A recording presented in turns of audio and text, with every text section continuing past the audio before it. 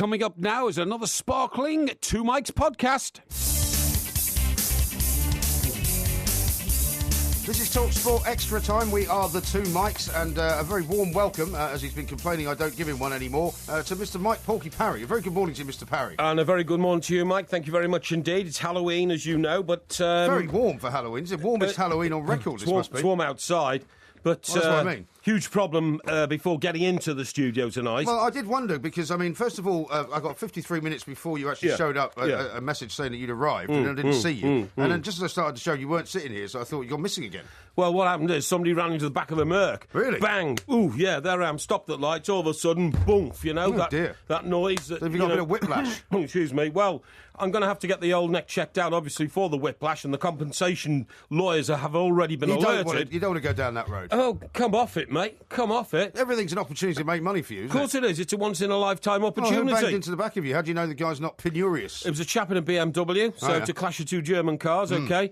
A very pleasant... He was definitely at fault, I suppose. Oh, he's definitely at fault, yeah. If somebody hits you from behind, they're always at fault. They're always at fault. And I'll tell you all the gory details about it, and how I bravely got through it and eventually got here to the studios. Oh, thank goodness, yeah. There's bound to be a bit of heroism involved. In a minute. Well, there is. You know, you have to be stoic at that time of night. Isn't that not what we call a fender bender, by the way? It was a bit of a fender bender. Well, there's no drama except that we don't have any fenders these days, so that's the point. Yeah, but I mean... Any damage to the car? Well, who knows until an engineer looks at it. 4 Jags ago... When you look at it, is there any damage to it? Well, I don't know, it's dark. 4 Jags ago... It's not that dark. 4 Jags ago, a woman ran into me on the A3 because she said she couldn't see I was there because the sunlight was in her eyes. Oh, great. You know, Jaguar's quite a big vehicle. That is quite a big car, yeah, but she was smashed into the back. And she got out and said, oh, look, there's no damage. Well, you stopped at the time? Yeah, it was stopped and it was roadwork, you see, so there were temporary lights, you see what I mean? So she was a local, used to the area, so she was just, I mean, she wasn't even looking. Yeah. She was actually looking at the birds in the trees and wasn't looking at the dual carriageway. Not concentrating. Because she was a local, she knew there was no junctions or lights, and bang, she went straight in the back of it because there was a roadwork. Did you make any money out of her? Well, I got out and I said, you know, you've run the back. She said, oh, let me have a look, dear. Oh, let me pull my car back. She said, oh, there's no damage. I said, what are you on about? What do you mean there's no damage? She says, well, I can't see any. I said, you can't see damage to a car like this. I said, it's, you know... Anyway, it turned out the car was virtually written off because she'd bent the chassis. Yeah. Well, she must have hit it pretty hard then. She did hit it pretty hard. Well, if you hit it that hard, there's bound to be external damage as well, surely. There wasn't really, because it was like, you know... sure you didn't just cook up some wacky insurance claim? No. Anyway, in the end, they managed to repair it by putting this huge metal bracket around the back of the car. No. That must have looked nice. Well, no, it was a piece they took off and replaced underneath the bumper, obviously. No. But it was, you know, that's what saved it from being written off, so to speak. Blimey. And I only had it for another year. Then I went and got another Jag. I sold it to some dope who. So are you worried that your car's been irreparably damaged? Well, I don't think it's been irreparably damaged. How fast was this guy going when he hit you? Well, I'll tell you what it was, Mike. When you when you drive a... I want to start talking about Halloween in a minute, by the way. Yeah, it'd be nice to not have to, you know, focus entirely on what happened to you on the way into the office. Hang on. Our millions of listeners are, you know, very concerned. They're not, actually. They are. And, you know, when you used to drive manual cars, there are still manual cars, aren't there? Yeah. You can still get them. Yeah, that's right, yeah. And, you know, sometimes you stop at the lights, but you forget to put your foot right down on the clutch, and the car would jerk like that. Well, that's what happened, and I thought, what's happened there? Because modern cars have what's called an eco button, right? Yeah. And with the eco button, what it means is that when you come to lights and slow down, the engine cuts out. Well, some cars do, not all cars. Well, that's My what I mean. cars don't have an eco button. I know. Well, actually, I don't like the eco button. It's a nuisance. No, I've driven cars like that. I hate it. I hate it. And I usually switch it off, but I forgot to switch it off. So anyway... It's a real nuisance. It is. You've broken down every time, exactly. Every time the engine so stops. I thought, it's the eco button kicking in, and then I realised, no, it's more than that. And I looked in the mirror and I saw a chap going like this, you know, and to explain to our listeners, well, they can't see what you're doing. No, waving Mike his hand. Parry is now waving his arms around his in head, a very animated way. Yeah. And I got out. He's dancing. I got out, and this poor fella, only a young guy, and you know, I said, new BMW was it? Not that new, but not that old. It wasn't an old wreck or anything like that. And I said, so I got really firm with him. You know, first of all, I needed to find out, was the man drunk? Yeah. And so I got close, okay, you know. Didn't appear to smell his breath? Yeah, exactly. Didn't appear to be drunk. Then I said, have you got insurance? And he said, yeah. I said, you sure? He said, yeah. I said, right, have you got any identity? He said, well, not really. He said... How about identification? That's what I mean. If he said he had no identity, that would have been scary. He might have been an alien. I see what you mean, yeah. You're trying to be funny, yeah. I have no identity. Don't try to be funny. It doesn't work, okay? So then. You're going to go on about this all through the show? This is worse than the man flu. It went on for a week. Our listeners are interested. So then I established who he was. Then, and the guy was only in his 20s. So you saw his driving licence? He didn't have a driving licence or anything like that. What did he have then? Well, just a mobile phone, but he gave me his number. So you established his identity by the fact that he had a mobile phone? That's all I could do. So I rang it and all that. He gave me his address. He lives in Ramsgate. You sure it's a real address? Well, I don't know, do I, until the insurance company track him down. But anyway, he said he lived in Ramsgate, and he said, can you tell me how to get to Ramsgate? And I said, how would I know how to get to Ramsgate? This guy lives in Ramsgate. Doesn't know how to get there. Presumably, but he hadn't had a good night. He said, it's not my night. I said, well, not really. You go around running into cars. He said, I'm sorry, I was distracted because before I got in this car an hour ago, I'd been robbed. I said, robbed? This guy sounds very flaky already. I said, robbed? He said, somebody broke in my car and robbed my sat-nav. I said, really? Did you get anything else? He said, yeah. He said, not a mobile phone, a tab or something? Tablet. I said, you've had a bad night? He said, yeah. I said, well, I felt Have you heard about these guys that deliberately run into people and then sue them? What? Have you not heard about this scam that goes on? Well, he hasn't got any of my details, so... He hasn't got your details? No. Have you got his details? Of course I've got all his details. You've got his number plate? No, I forgot to take his number plate. You haven't got his number plate? Ben, who is our, who is our man in charge of everything out there... It's not exactly Columbo, this, is it? He actually said to me, my girlfriend, and guess what, I didn't even take his number plate. I thought, yes. So all you've got to identify this bloke is his mobile phone number? Yes. Which may or may not be his? Well, I tried to ring it and it rang, so, And so you saw his phone ringing when you rang it? No, I didn't, because it was in the car. But well, did you see the phone ringing when you rang it? No, but I heard... So how do you know it was his phone then? Well, I don't know it's his phone. You've completely cocked this up, haven't you? Well, no, because I've got his address, and he lives in Ramsgate. No, you haven't, because it could be a completely false address. Oh, dear. So if your car is wrecked, which it doesn't sound as though it is... Oh, no. I think you're going to be in trouble here. Well, there is this scam. There was a scam. They did a load of people up in Birmingham where there was a particular roundabout where this gang of guys would deliberately ram into the back of people. Yeah, I know, yeah. And then they would sue them and get all insurance. Yeah, but hang on. The guys organising the scam were the ones who were the rammees. That's right. Not the rammers. No, the rammers. No. What they did is they used, and in fact I've been reading this in a magazine, some journalist going on about it. She's getting sued for whiplash in the very same sort of case. Right. She was just literally at but some of them were also ramming into people as well, I think. Now, what they do is, when you come onto a roundabout and you're just about to come off the roundabout, what the human brain tells you is when you see the car in front of you moving onto a roundabout, you move automatically. Yeah. Then they slam the brakes on and bang you into the back of them. And then they get out. And this person already had the name and address and phone number written on a bit of paper and handed it to the driver and said, we can settle out of court. Yeah. So, clearly it was a scam, Yeah. Well, I think this guy might be a scam artist of some kind. No, he was a decent young fella. Well, I can tell. I think you've been stitched up here. I can tell, don't worry. He seemed a decent young fella to me. And he actually said, I don't really want my insurance company involved. He says, if it's nothing more than a few scratches, just ring me and I said, I'm getting the car serviced this week. Let's ring him on the show. Let's ring him now. I don't want to do that. Let's ring him up. Why? Because he'll still be trying to find Ramsgate by the sounds of it. Well, he probably will, yeah. But, is let's that very ring fair? Him up and let's talk to him and say, look, you're on the radio. Well, would you mind giving us your details? We'll do it in the break. But, I think that's a little bit unfair to put the guy on the spot. You know what I mean? Yeah, but it's Halloween as well, don't forget. Well, it's Halloween. Maybe he was a ghost. No, don't be ghost silly. Driver. But I want to talk to you about this. Halloween is not about ghosts. Halloween's got nothing to do with ghosts. There's no time now to start another story. Nothing to do with ghosts. You've now spent 12 minutes describing your agony of having what sounds to me like a fender bender. No big deal, no drama. I used to hit people like that in New York all the time. Didn't even stop, didn't even get out of the car. Mike, our listeners wanted to know. No, they didn't. They did. Unless they've perhaps run up against this ghost driver themselves, the guy who has no identity. If we had a poll on it now, 97% of TalkSport listeners say, yes, let's hear about Porky's devilment on Halloween. 97% of people may have said something completely different. Time to look into the light. This is TalkSport. We are the two mics. Loads coming up.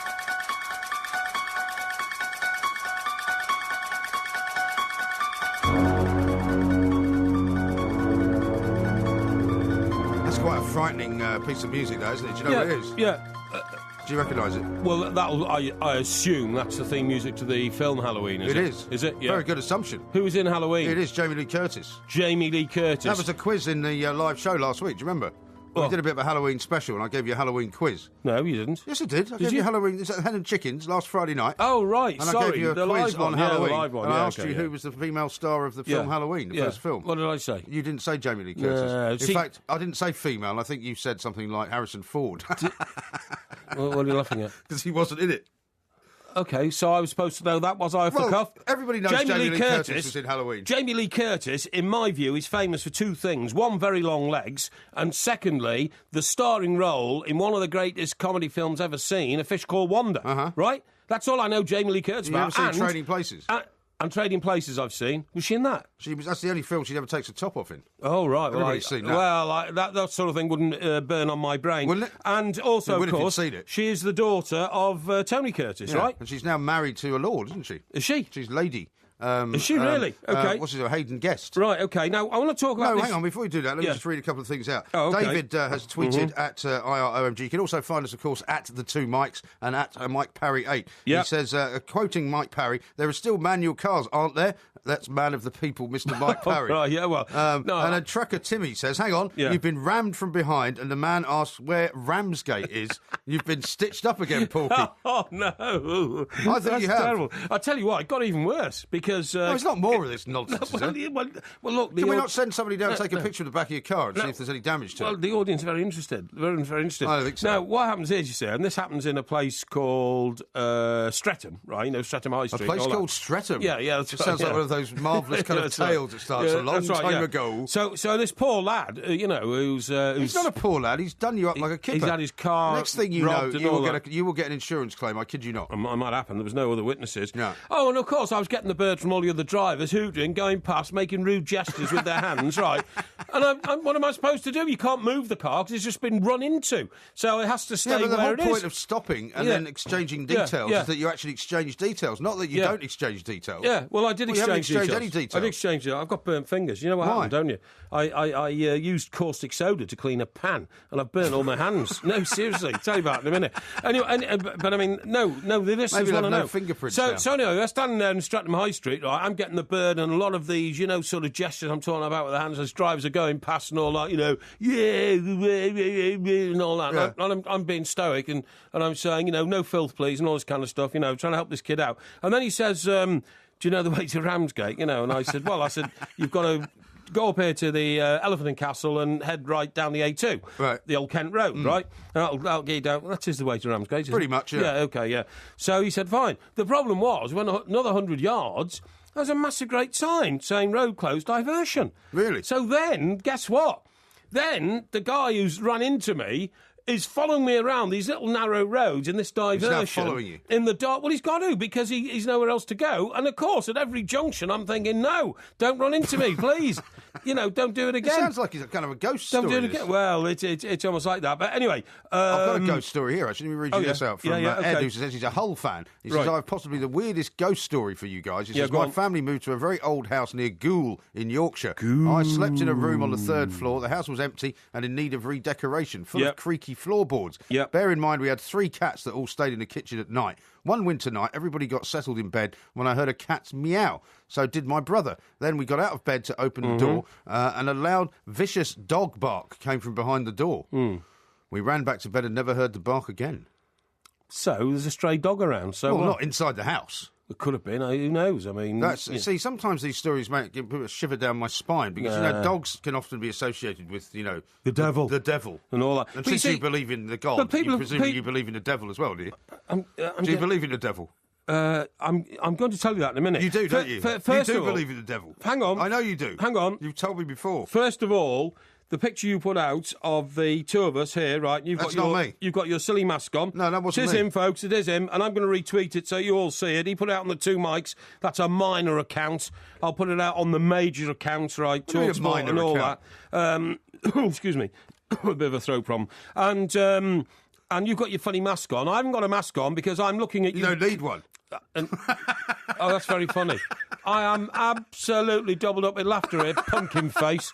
Okay, you don't need a pumpkin. Your face looks like a pumpkin. I'm not joking, Mike. I'm not joking. There's no need to resort to insults. You are the nearest thing I've ever seen to a human pumpkin. Really? I swear you. Right. I swear to you. And when you've You're had the nearest thing I've seen to a gnome. I'm not going to respond to that. And when you've had a few drinks and your eyes narrow up like that and your face swells with alcoholic, bucolic, you look like a pumpkin. I'm telling you. It's very timely for this time of the year. All you need is a bit of orange... Have you got any pumpkins at your house? No, I haven't got any pumpkins. Have you ever tried carving them? No, I'm not celebrating Halloween. You know, why not? There's a shop near me. It's doing hundreds of pumpkins a week for the last couple of weeks. How long do pumpkins last? Well, they normally, it depends on the weather, actually. If it's a bit warm and wet, they tend to sort of disintegrate quite quickly. Anyway, let me just make my position clear with Halloween. It's not a ceremony anyway. It's the third biggest spending sort of quote celebration in this country after Christmas and Easter. It's now Halloween, right? Even bigger than Bonfire Night. Because Bonfire Night will be celebrated this weekend Well, as well, Bonfire Night's only celebrated in England, really. It's not celebrated in Scotland, really. Yeah, so what? So what? So therefore, Halloween is celebrated countrywide in the United Kingdom. In Scotland. By the way, have you seen what's going on with Labour in Scotland? It's a hilarious story. I was about to say, 2 decades ago, the Tories managed to wipe themselves out in Scotland altogether. Yeah. So Labour thought... Now Labour are doing it. Well, no, what Labour then did is they decided to nationalise Scotland and make it ours, you see what I mean? Right. So that's all very nice, you have your own parliament and all that. Yeah. And the Scots, of course, and remember that famous quote about it's never difficult to tell the difference between a Scotsman with a grudge and a ray of sunshine. The Scots have said to the Labour Party now, thanks ever so much for giving us all this autonomy. We're now going to dump you because we decided we're better off on our own. Even funnier than that, though, the reason for giving them the Scottish Parliament and devolution was to stop the rise of nationalism, which is to have the complete opposite effect. Exactly. There's a poll out tonight, I think we've been talking about it on the news there with Ben, which says that of the 40 MPs they've currently got in Westminster from Scotland, they might end up with 4. And actually 36 SNP MPs, which could mean that the English Tory party might have to go into coalition government with the SNP. Exactly. Which would be hilarious. And they've got one, haven't they, the Tory party in Scotland? Yeah, I think they've now got one. They either have one or none. The way it's going to work out, honestly, is that Wales is going to be completely independent in all but name. And apparently the health service in Wales, I've read reports all last week, is so bankrupt now that people actually take 100-mile journeys in ambulances to get across the border into England. Across the Severn.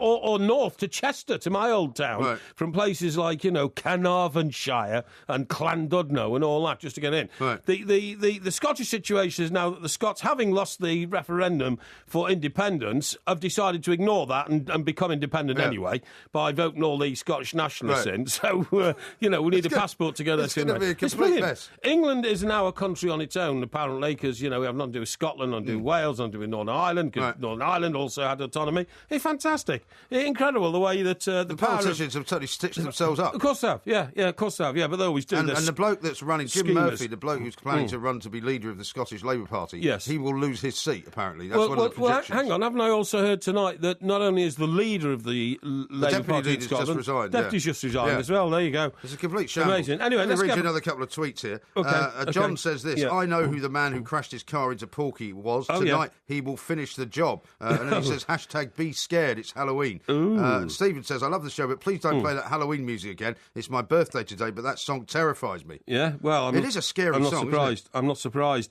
I was about to say. I'm sure Richard says, are you sure Porky's not got concussion? He seems to have lost the plot more than ever. Yeah, well, you haven't got concussion, have you? Should I ask you a few of those concussion questions? Like what day is it? Do whatever you like, mate. No, what day is it? Today is today. It's not the right answer. It's November 1.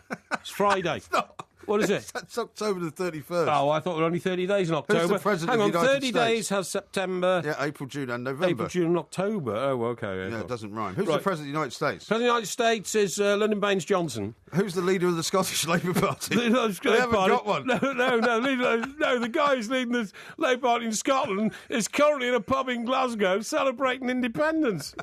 I should imagine. Now, let's get a bit serious, because it's a serious show. Yeah. Halloween. We're going to talk about football in a minute as well. There's a massive Manchester derby coming up this weekend. Yes, I know that. We're going to talk to Gordon Hill in a minute. Oh, really? I like Gordon. Yeah, he's a good man. Good. Halloween, cheeky chappy, you know what I mean? Played on the left wing for Manchester United. Who was the right winger at the same time? I don't know. Willie Morgan? Steve Coppell. Steve Coppell? Yeah, Gordon Hill on one wing, Steve Coppell on the other. And the guy in the middle had a brother.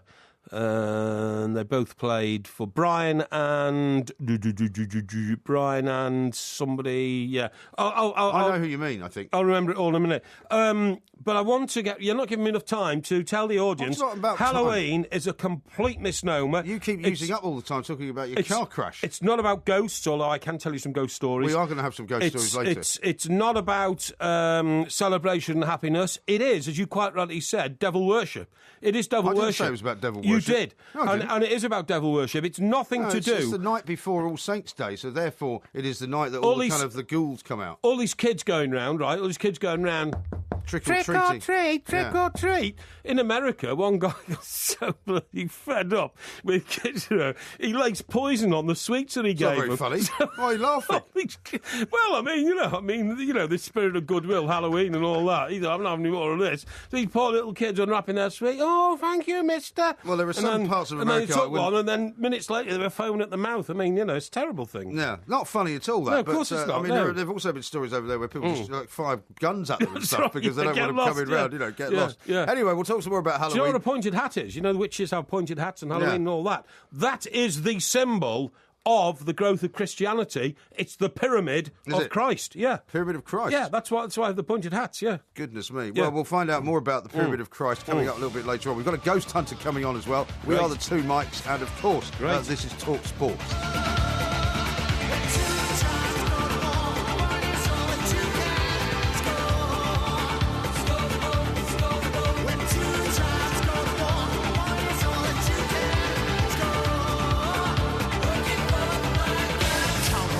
This is Talk Sport Extra Time. We are the Two Mics. There's some fantastic tweets coming in, Mr. Parry. I have to tell you about your mishap on the way in. Yeah. A great one here from Keith, who's just sent a picture in of what he thinks the Ramsgate driver's front end looks like. It's just completely and utterly smashed in. I think you've definitely been stitched up by these guys out there on the road. What's starting to worry a bit is everybody's making the connection between the fact that my car was rammed Yeah. and the guy claims he comes from Ramsgate. Yeah, that is a bit worrying. And they're saying that you know that you've been taken for a monkey here. Yeah, I think But you have. I think you can expect some further information to come. There'll be some insurance company in touch with you soon. I mark my words. I think you've been stitched up Yeah, like a bit worried kipper. about this, but anyway, I'm very well insured because obviously, when you've got a decent motor, you've got to get decent insurance. I don't see a problem there at all. Well, there will be a problem once you claim on it, though, won't there? Well, that's Why? You see, that's disgraceful. I'm totally innocent.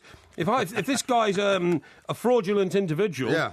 And I have to claim for it and all that kind of stuff. That puts my insurance policy up. Of course. This is not fair. No, of course it's It's not fair. Life's not fair. That's why you should have taken his number plate, you numpty. I know, I forgot Anyway, about let's that. talk football now, because there's a massive game coming up this weekend. Certainly we will be is. talking about all the other games as well, of course, but the Manchester derby has particular significance because of the bad form that Manchester City are in and because of the Manchester United sort of revival Yep. that seems to be going on. We're going to talk Yep. now to Gordon Hill, as you've said, former winger for Manchester United right. and England, of course. That's Gordon, right. a very good morning to you.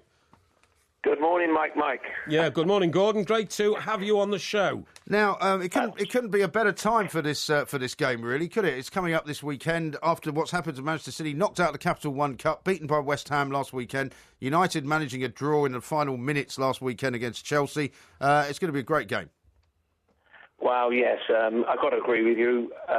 But I think the form goes out the window when you play derbies, especially this calibre. I mean, you're looking at Man United, Man City for years and years and years. They don't think anything else but getting the result. I mean, it's not the, okay, fine, we're playing a lower side and we're expected to win. It goes out the window. It's passion that wins derbies nowadays. And I hope that some of the foreign players realise that it's one of the biggest derbies around. Joe Hart was in Talk Sport actually today, but he's also on the back of some of the papers this morning saying don't blame Manuel Pellegrini. It's the players' fault that their form has been dipping of late. But the thing about Pellegrini is he doesn't seem to very much have a plan B when things go wrong, does he? No, I think the way he set his stall out, we can actually see the way he set his stall out. He's got his strong players out there. He relies on true midfielders, Yaha and Silva. I think that these players are going to may not play this weekend because of injury. So I think he's got his main force in the middle there that's not going to be thriving. And me personally, if I was Van Gaal, I'd put so much pressure down there. I think it could be a possible time that we've seen, Liverpool lose and then come back and win. Now all of a sudden you've got Man City now that are struggling on the other end on their home ground at the Etihad Stadium, which is not heard of. So if United now can pinch a point from Chelsea, I think they might be able to pinch 3 points from Man City.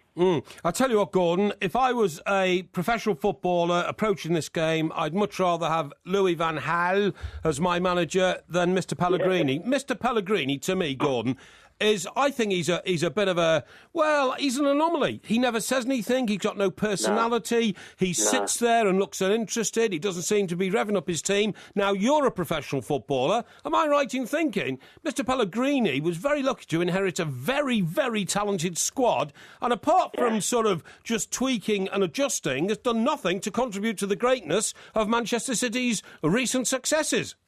Yes, and I can totally agree with you, because if you look at the massive bill he spent on buying players, when you've got somebody that's got an endless checkbook and another couple of barrels of oil, you can turn around and buy whoever you want. Yeah. So, I mean, I think that if you put Roy Hodgson in there, he'd do a job. Well, I don't know about. Let's not get that carried away. No, come on. I know I'm exaggerating there, boys. Yeah, I think that's really pushing the envelope. That one. Excuse me, we're not here to denigrate the England team manager. I won't have that sort of insolence on the show. We're going to start defending Hodgson now. Hang on. For you. But Gordon, what I'm I love it. Yeah, Gordon, what I'm saying is this gets down to the core of that, and the core of the matter is that Manchester United's supreme position in world football has been built up over the last 35 years. Manchester City, no matter who their manager is or how exotic his name sounds, Pellegrini, cannot suddenly decide to join the pantheon of world clubs alongside Real Madrid and Barcelona and Manchester United. They've got to earn it, haven't they? They've got to earn it. They can't do that. No, they can't do that. I mean, it's the famous United and it's Man City. As simple as that. Yeah. And I think across the world, you look at your Barcelonas, Real Madrids, your Juventuses from all these different countries. You put in Man United, but I'm sorry to say, I don't think you can put Manchester City in that same breath. I think it's only in the last couple of years that we've seen Man City's revival, due to the fact that you've got some Arabian or Saudi Arabian guy or some Arab come in and say, here's a few million. Let's start. I always refer to it, guys. I really do refer to it, and I was asked today about it. I said, the nice thing is to go to Main Road and get 3 points, or to get 3 points at Old Trafford. And I had to really, and I said, I do apologise. I said, you've got to go to the Etihad Stadium now. So really, it's to me, it's still the Mike Summerbys and the Franny Lees and the Besties and the Choltons that make this derby such a fantastic derby. Absolutely. They do. Totally agree. Now, the big question as well, you and I have talked about Wayne Rooney a lot in the past, Gordon, and I think you've agreed with me that making him captain perhaps wasn't the greatest idea that Van Gaal ever had. And my theory, of course, was that he made him captain in order for him to get sent off because the red mist would come down. And he would then see what Manchester United... He would then see what Manchester United were like without Wayne Rooney. And to be fair, they've been pretty good without him. I wouldn't make him captain. I wouldn't make him captain for this derby if I was Van Gaal. I think they've done very well, Mike. I think the reason they've done very well is, number one, is that I'm a bit disappointed with Mata because I thought he'd have took the chance of actually, securing a place. You've got Fellaini that's had to pull his socks up and say, hold on, I better play out of my skin every week, otherwise I ain't going to get in the side. And you've got Falco sitting on the sidelines, and they're saying, hold on a minute, now what Van Gaal's got, he's got a problem of selection. He has, yeah. He's got a selection. He's got a great going forward, but we know that City could come and tear you to pieces at the back. And, do we sit back? Do we play the game that he played against Chelsea? So you've got Van Gaal and Mourinho playing a game of chess. Or do you get Pellegrini, who, to me, yes, I think he's a bookend, and then you look at the way that United are going at the moment and say, I tell you what, if we go down to the Etihad Stadium, we could possibly pick up points here. We could get this, and we could go in, do a raid, and take 3 points and get out. And I think that would then tell people that, well, maybe Van Gaal's got it, because I don't think he knows his starting 11 at this moment. He doesn't. He's playing with them. I think you're right. How long is it going to take Louis van Gaal to revive Manchester United and put them back on the pedestal upon which they believe they belong, i.e. one of Europe's top 5 clubs? Why are you shouting, by the way? I'm not. I'm conversing with Gordon. Sorry, Gordon, carry on. Mike's getting ready for the game on Sunday. You've got to give him the dues. I mean, look, the poor fella's been hit by a Derby player. Oh, was it a player from Ramsden? It's from Ramsgate, actually. Ramsgate, yeah. Ramsgate. Yeah, but you're close. Oh, You're close. I thought it was a Derby player. Oh, He did play for the Rams, didn't he? Yeah. Very good. He's 2 steps ahead of you there, Porky. Yeah, Gordon, you tied me up in knots here, man. You tied me up in knots. I know. I'm sorry. Listen, Mike. Listen. I do apologise. You must have learnt all that clever stuff from Steve Coppell, the other winger in that Manchester United team. I tell you what, Stevie was the brain. He had 98% of it, and I had 2%, and that 2% was making a cup of tea. And I'm good at making that. Aye, but you had 98% in your boots, mate. That's what mattered. That's what mattered. Give us a quick prediction on the score, Gordon. But I think United might just nick it. Really? I'm not going to go a lot of goals because I don't think there'll be a lot of goals in it. No. I think we might nick it about 2-1. And guys, you've got to look at the games that have been played now. Every game's now being decided in the 91st, 92nd, 93rd minute. 94th even. So we can't really rule out anything. Look at us last week, 1-1 draw. Look at Liverpool, 93rd minute.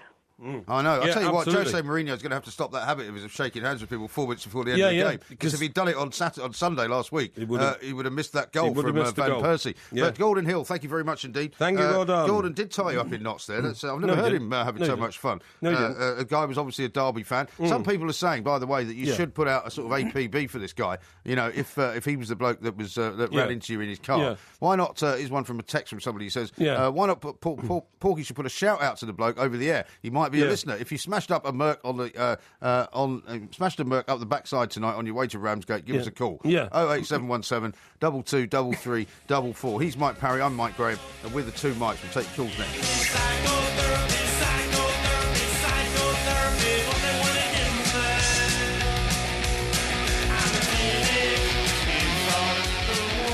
This is TalkSport Extra Time. We are the two Mikes. Mike Parry's here. I'm Mike Graham. We're going to have a ghost expert coming up in the next hour. Mike Parry, of course, says that he's an expert as well, and he can solve any ghost story, I think is what you told me. No, I didn't. I understand the unknown. I understand the mystic. I understand... Do you understand known unknowns? Yes, I do. I understand... And what about unknown unknowns? I understand the world beyond the physical world in which we live. I understand that we are... You don't understand the rules of the road, though, do you? To use Mr. Brazil's expression, we're only here for a visit. I strongly believe that. Right. And Al came up with that one some 10 or 12 years ago. What does he mean by that, though? Is it just what he means he's in a particular pub? No, not at all. Not at all. You see, it's like you to belittle and try and mock everything that, you can't get a grip of. That. What Mr. Brazil, who is a devout believer himself, meant is that in the course of an existence...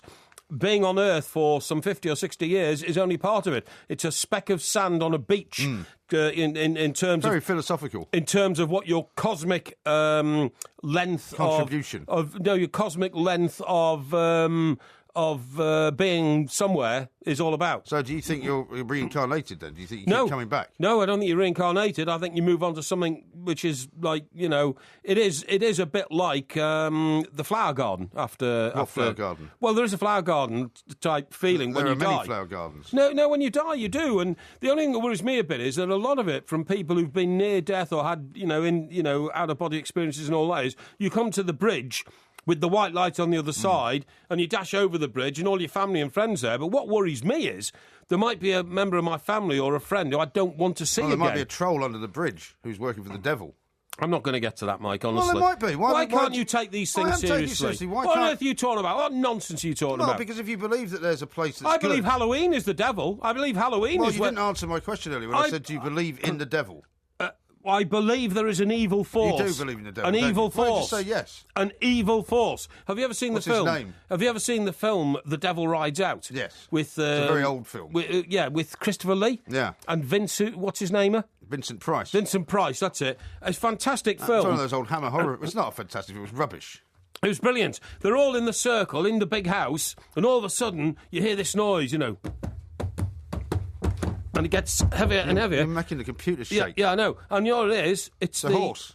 It's the angel of death.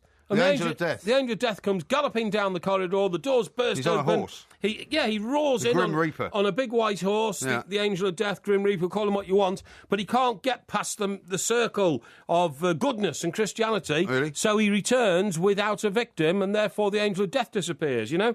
So, yeah, it's a great film. And Sounds fascinating. I believe that we're all tempted into devilment. We're all tempted into devilment. Some give in, some don't, okay? yeah. But that's what I believe. All right, so you do believe in the devil. Let's talk to Bhavesh, who's Let's in do that. North London. He's got a ghost story for us. Morning, Bhavesh. Yes, morning, Mike. How are you? Good morning. I'm very good. Have Very you got good. it? Is it a Yourself? scary? Is it a scary ghost story? This or what? No. You know what? It actually is kind of thought-provoking. Yeah. Right, go But on. I just wanted to mention something to you about ghosts, and this is how serious the Queen takes hauntings. Yeah, in her properties. Yeah. One of her properties in southwest London, I've forgotten the name of it. Yeah. But my mate took his. One of the birthday. Queen's properties, you mean? Yeah. That. Yeah. Well, like Hampton Court or somewhere. That's the one, pal. That's the one. Yeah. Okay. Where actually there's been footage in a secluded part of the area where at night time no one goes and so forth, and mysteriously the door was left open. Well, Henry VIII used to hang around in Hampton Court, didn't he? Well, Yeah. But Henry VIII seized Hampton Court off his Chancellor, who was Cardinal Wolsey. Okay, we'll go into the semantics later. But basically, yeah, there was footage espying. That basically espied some phantom coming out the door, with this door mysteriously kept on opening all the time, and they photographed it just walking out in all of the. Is this in Hampton Court you're talking about? Yeah, Hampton Court, and this is all in the old classical regale and apparel and so forth. Yeah, Dressed like But an anyway, Elizabethan. Yeah. But anyway, that was just something that came on the airwaves actually, because they filmed that. But the tour guides officially have to get. You know when they manoeuvre people around the place, yeah? The tour guides have to be very precise in delineating which ghost haunts what part of the building and so forth. And they have to know meticulously to the detail what room and so forth. Because my mate who takes his bed, he's got an open mind and ghosts, but he doesn't believe. But he kind of took that seriously. He kind of thought, you know what, the Queen takes that seriously, yeah? And I don't really believe in ghosts. And for him to go through all of that and then seeing it, to me, you know what, I have to just have an open mind there, because I think you should have. I think you should have an open mind. And this is not a Bhavesh. ghost story anyway, Bhavesh. It's just a He's rambling. not told us a ghost story. No, it's a rambling load of Well, don't give him a hard time. Have you got a ghost story for us, Bhavesh? Yeah, I have. No. Mate, Anyway. you've got to tell us a ghost story. That's why you're on. Yeah. Now, here's the ghost story of Go on. all ghost stories. Is this one you've yeah? seen yourself? Yeah, no. This is about football, and you're not going to believe this, yeah? Because of High Tour in 1985, yeah? God bless those 39 fans, yeah? But basically, did you know when Juventus commissioned a High Tour Memorial, 93-94, around that time there was a transmogrification of their form. Literally, they won Serie A after 9 seasons, and then it became the Imperious Juventus side of the 90s. Remember that? 3 European Cup finals. Don't remember in it. a row. Don't remember it. It doesn't sound like a ghost story to me. No, a lot of that was to do with the fact a lot of other clubs were in corruption probes in Italy at the time, and Yeah. and that's what happened. Thanks, Bhavesh. And by the way, Mike, how dopey are you to suggest to him that the people walking round in Hampton Court were in Elizabethan costume? Why wouldn't they be? Because Hampton Court is famous for being the river and country home of Henry VIII, Yeah. who was in fact a Tudor king. Yeah. Right? Yeah. The Elizabethan era came next because Yeah. it was his daughter. So what, they didn't use it? No. Why not? You sure they didn't use it in I'm Elizabethan times? certain they didn't use it. Well, who used it during Elizabethan times? It wasn't used at all. It you became sure? it became a country home. Rubbish. Absolutely certain. Absolute rubbish. Absolutely certain. Will you tell me who used it then? Well, I'm sure that as a No, royal rubbish. palace it was She used... never went there. Elizabeth I never went there. I don't believe that. It was her father's home and all that. No, She paid it we'll respect. double check that. No, yeah, double check. But You double check it. Considering at the time it was actually in existence, Yeah. it was used throughout its history. Yeah. I'm sure that it was used during the No, Elizabethan period. no. In fact, we're just being told by our Yeah. top research department that it was a retreat for Elizabeth I. No. She went there all the time. She didn't, because she didn't like water and she didn't like going on the boat. Now then, That's not true either. we have a mutual friend down in Wiltshire. We do. And, I've got several friends yeah, down in okay. Wiltshire. Well, we won't no names, not naming names, because this is a ghost story. Is it? Excuse me. Sorry. Let me read you this before, while you get your breath No. back. Robbo in Dagenham says this. I'm out in the garden with my mate Joe. We're wearing Satan masks and howling. Yeah. Does Mike Parry think a werewolf will come as we have corned beef rolls and vodka for him? Oh, well, that's good. That reminds me of something I read about John Bonham, the late Led Zeppelin drummer. Yeah, there's some new books been published or something. Do you know what his last words were before he died? No. He picked up the phone in the hotel he was in after a 3-day bender and said, could I have some breakfast, please? And they said, yes, sir, what do you like? He said, 3 large vodka and tonics and a cheese roll, please. By the time the waiter got to his room, he was dead. Right. Because he'd not been to bed for 3 days. He'd been drinking, keeping himself alive with nefarious substances, awake with nefarious substances. And that was it. But anyway, our friend in Wiltshire, right? Whose mother-in-law comes from those parts and whose family have been around for nearly 300 years, right. 2 or 3 generations. A cottage in a village nearby, which once used to be the family home of his mother-in-law's mother, right. whatever, you know what I mean? You get it. For 100 years, had a man who used to get into the garden in the mornings and start raking the hedges. And walk Raking the hedges? Raking the hedges, Why yeah. would he rake hedges? I don't know. This is what they used to do in those days. You don't rake hedges? And walking up and down the country lane, and then... What do you mean he was a ghost, this guy? He was a ghost. And then when they were out, when the family were out, when they came up the country lane approaching the house, they used to see the same man sitting in the armchair in the window of the bay window of the home of the cottage, yeah. And they took him as part of the family. Never any communication. They weren't frightened of him at all. How was he? Was he dressed as an Elizabethan? No, he was dressed as a sort of Victorian type farm worker, you know, sort of country bumpkin type guy, you know. And about 25 years ago, after having not been or heard or seen anything about the house for a good 10 or 15 years, she decided to take another relative to the cottage to meet the ghost. The ghost had never gone away. And when she got there, she found that the house was now rented out. The cottage was rented out. They'd sold it by now, presumably. Well, it had been sold to somebody who'd acquired it as an investment property, a buy-to-let and all that. And the first 3 people who took up a tenancy, like a rental, left within days because of the presence of the ghost. Really? Yeah. And before a 4th one came in, she went to the local vicar, got it exorcised, and the ghost's never been seen since. How about that? Interesting. How about that? And she said that was very sad that they exorcised it and the ghost has gone, because that was a connection to the past, obviously. Well, for some reason, maybe the ghost is happier, though, because the ghost Maybe. has now moved on. Maybe. We're going to talk to a ghost specialist coming up in the next hour, funnily enough. Excellent. You'll be able to find out from her what she makes of that particular Have I story. ever told you my story event. about the ghost in the bothy?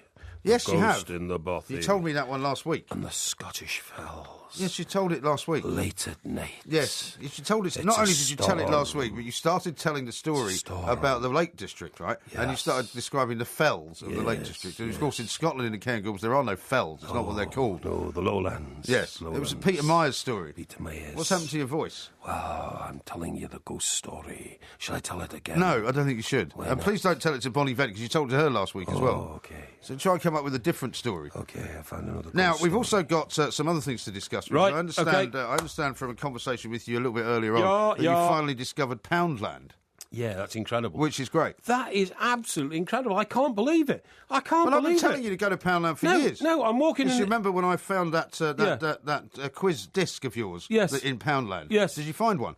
Because I was in Poundland just the other day. No. And they've still got it, the TalkSport quiz hosted Oh, by really? Porky Parry. Oh, right, And you okay. can buy that for £1. I went in DVD. there. I'm walking down the high street of a town in Stockbroker Belt, Surrey.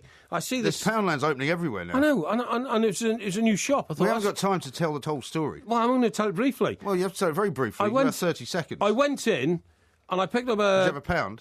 No, I went in and picked up a plastic carrier thing, you know. A trolley? No. A basket? Carrier basket. Basket? I went round, and I bought 20 things. And when How I much got was it? £20. Wow. No, amazing. When Why is it amazing? When I got to the checkout, everything was going through the checkout, £1. That's why it's called Poundland. Box of Maltesers, £1. What else did you buy? Shower spray, £1. What else? Hand soap, £1. It's like a generation game. Anything else? What else? I'll tell you. Give us a list. Yes. That's 3 things. What was the 4th thing? Bleach, Bleach? £1. Right.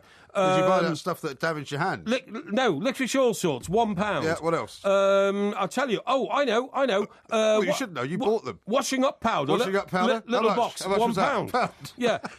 What else? Fabric conditioner to go with the washing up powder, Yeah, £1. £1. Yeah, it was amazing. Fantastic. It was incredible. I couldn't believe it. What a revelation. It was. And do you know what? Thing is, I got carried away. So when I came out, it was all too heavy to carry. It was in 6 bags.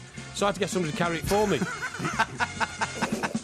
We'll hear for the rest of Porky's shopping trip to Poundland very shortly. He's only named 10 things. We'll see if you remember the other 10 coming up. In the next hour, we will, of course, be talking to our ghost expert, Bonnie Vent. And also, we'll be talking to a man who knows all about aliens as well. He's going to tell us that he thinks aliens are actually planning and ruling the world. They are amongst us. Yeah, his name's Michael Horn. This is Talk Sport Extra Time. I Right should now, have beat my horn tonight when I got you smashed should have up. done. No, you should have taken his number plate down. Yeah, That's what you should have done. Good morning, I'm Mike Graham, he's Mike Parry. You're listening to the Two Mics on a special Halloween Extra Time. We're going to keep you entertained throughout the night. It's going to be a scary show. We've already heard about Mr. Parry's encounter with the man from Ramsgate on the way into work, of course. Hang on, I'm not signing up to the Halloween I think you've been pranked, at the very least. It's become Pranked such and pranged. a commercially, obvious celebration to generate dosh. I don't mind people having a good time. I don't mind people going out and trick and treating, all that kind of stuff. But I bet you don't give kids any sweets, do you? Well, I wouldn't give children sweets. You give children sweets in this country, you should be arrested. Can you talk about this in a moment? Because Yeah, we've got okay. lots to Yeah, introduce let's do this that. hour. We've got Bonnie Vent, psychic detective, coming up later on this hour. Also, we're going to talk to Michael Horn, authorised American media man Yep. for the Billy Myers contacts and UFO expert. He believes aliens are predicting the future, and we're going to find out from him why he thinks that. of rubbish. 08717 22 3344. You're listening to Extra Time with me, Mike Graham, and Mike Parry on Talk Sport.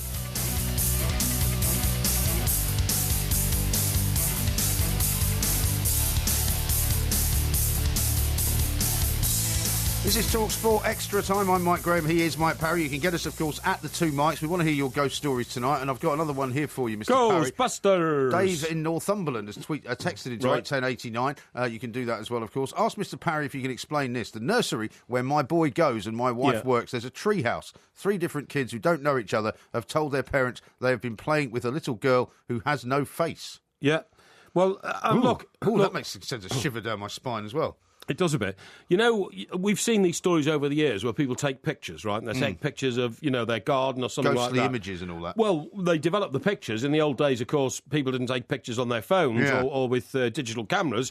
You took them, then you took your film down to Boots or somewhere, get it Boots, developed. thank you, or the local chemist even would do them. I used to do my own You saw when what? I was a child. Well, you used to develop your own pictures. Yeah, I was interested in photography. What, did you have a dark room? Well, I just did it in the bathroom. My dad used to work in the graphics department of the Evening News, and That's he brought right, me yeah. home an old enlarger Right. because they used to have a Yeah. massive dark room down there. Yeah. And I was just black So your and white. father would steal this bit of He equipment. didn't yeah. steal it. No, yeah. it was just stuff they didn't need. Yeah, it was an yeah. old enlarger. Oh yeah, and, yeah, that's right. Yeah, and like, I bought the like Bank of England, gold bars they don't need. well, and all that no, kind not of at stuff. all. Yeah. And I bought the dishes, for the developer and the fixer. Yeah. And I used to have on a Saturday night. That's what I used to spend my time doing. And I actually Yeah. had some stuff in an exhibition once. I joined the local Hampstead Photographic Society.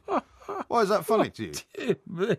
Well, have you ever had pictures in an exhibition? No, but I wouldn't No. want pictures in an exhibition, Why not? would I? You should have pursued that, become a photographer. Well, I was very You good. see, I was very good at you've it. never stuck to anything in your life. Well, I was about 14. You've never stuck to anything. I was 14. So 14. Now, most kids at that age, you'd learned how to develop films. Or so I'm going to become a photographer. So you didn't stick at that, right? No, I didn't want to become a photographer. You didn't stick at marriage. You didn't stick at newspaper That's print got nothing to do with journalism. it. You've Yes, never I did. stuck at anything in your life. Well, I could Honestly, say the talk same about about a you. quitter. I could say the same about you. No, you couldn't. You no. didn't stick at newspaper journalism either. Talk about I moved on. I moved on to Well, that's greater what I things. Quitter. Anyway, what were we talking about before we got onto You're that? talking about images of ghosts in Oh pictures. yeah. And you take them to the location. By the way, I never got one of those, by the way. When I developed, Yeah. I did a lot of developing, a lot Yeah, of printing, yeah. and never saw a ghostly image. look that wasn't there. without doubt. There is some kind of parallel society going on around the one that we live in, without a shadow of a doubt. Parallel society. Yeah, parallel a Universe. medium, parallel medium. Well, they say that there's somewhere in the world that your doppelganger exists. There is somebody somewhere in the world who looks exactly like you. Quite a lot of people look like me, including, by the way, I'll tell you who looks like you. That guy Peter Foster down in Australia. Unbelievable. We're going to talk to Sandra, our favourite Australian correspondent, soon. And that guy, this Peter Foster, international con man, Yeah. and that's not being rude. He's No. convicted in like 6 different countries, That's right. being a con man.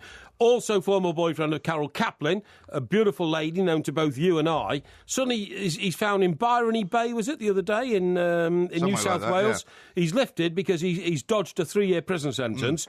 And, believe it or not, as he's being wrestled away, and he's now trying to disguise himself with By wild looking like hair. you. And looking like me. What happens? I start getting all the calls and all the people saying, "Oh, Paul, you didn't know you've been arrested in Australia and all Right. that." And, of course, I haven't been arrested. No, of course now, not. getting back to the picture thing, right? Yes. My picture thing. The Devon fix is very, very interesting indeed. The what? What's this water for? That's for me. Oh, right, okay, yeah. I drink water Well, during the show. I don't get water then. What am I? Do you want water? What am I? Am I chopped liver? I'm chopped liver. Right, okay. Now, the Devon Fix thing, right, get What is this. the Devon Fix thing? Well, in the old days, before we had digital pictures, Yeah. you had to have a photographer who would usually convert a bathroom in a hotel, if you could get into a hotel. But you and I have been to stories where, so oversubscribed, you'd actually... Oh, you could do them in the back of the car. They used to have a Yeah, I know. black sack, didn't they? I know, They used to have yeah, a black yeah, sack yeah, to do it. yeah. But the whole point of the story was, while you were Devon and Fix, you had to keep all the light out and all that kind of stuff, Now, the Devon Fix was quite dodgy because it involved acid. Yeah. Am I right? Yes. Yeah, so if you spilt that, you had a You had to problem. be quite careful. Quite careful. How about this? When I did the Pope's visit to Ireland... What year was that? 1979, I think. Okay. 1979, right. Now, I was working for the Birmingham Evening Mail, but I was a star on the Birmingham Evening Mail. I was their top man, you know what I mean? Yeah, I can imagine. Running their London bureau. your own and all mind, that. anyway. No. I was. Then once again, they sent you out of the head office because they couldn't stand having you No. around. I was. That's big- just what has characterised your entire career. No. Every time you've been working anywhere, they've No. sent you out of the office. No, I was big They time. didn't want you in there. I was big time Johnny, mate, leading from the front. But anyway, the point of my story is we a big Irish population in Birmingham, so we needed to get a Pope special out immediately and do it in Pope colour. special? A Pope special. What's Here's this? some water for you. Look, there's a nice wine goblet for Thank you very much and indeed. a jug. That's very kind of you. So you That's get excellent. treated like the thank you. elder statesman of the show. Thank you. You haven't put any poison or anything in this for Halloween, have you? No, thank you. Shall I tell you a story about Why don't you just tell one story at a time? Okay, yeah, How all about right. that? Okay. You know. So we What have story this. are you telling now? I'm so confused. This is about the Devon Fix in, Oh, yeah, in the the Devon Fix, photographic right. world. Okay. So what happens is we actually charter a plane and we turn this plane into a mobile laboratory, a mobile... Bar. No. A mobile picture laboratory, okay? Right, okay. So what happens is all the photographers get on board with their cameras full of film, and then they start Devon and fixing all the film Yeah. on the flight back to Birmingham. Right. Only problem being When you say Devon Fix, Yes. what you're saying is Dev as is short for developing. Developing and fixing. Right, because I'm thinking you're saying Devon Fix, as in the developing county. means developing the film. No, I know that, but then the way you were saying it, that's why I you didn't can then understand what turn you were that into saying. a print. You have to fix it. And, Yeah, I know that. And when you fix I it, you used to put it in do the that when I acid. was a kid. Yeah, you said you did. I don't know what you're talking about. So anyway, the point is... What is the point? The point is, somebody hadn't worked out that when an aeroplane takes off, it actually points upwards. Yes. Right? And They're not too bright, some of these photographers. Well, the point is, to get from Dublin to Birmingham, all you do is take off and go up, and then when you reach optimum height, you start going down again. That's the sort of flight. It's not like you go up to 35,000 feet and level out for the next 4 hours. Yeah. So the problem was that it was very difficult to Devon fix on a... Why didn't they just wait till they got up in the air? Because it then went down again. So there was never a point when it was flying straight. Do you see what I Okay. mean? So the problem was all the acid started running out the back of the Devon Fix trays on the way up. Right. And then as soon as they thought, that's okay, we levelled out, it pointed forward and the acid started running out the front of the Devon Fix dear. trays. And so what happened was, rather than getting a load of pictures developed, we burnt holes in the floor because the acid... sounds a bit dangerous. Yeah, well, it was very, very dangerous.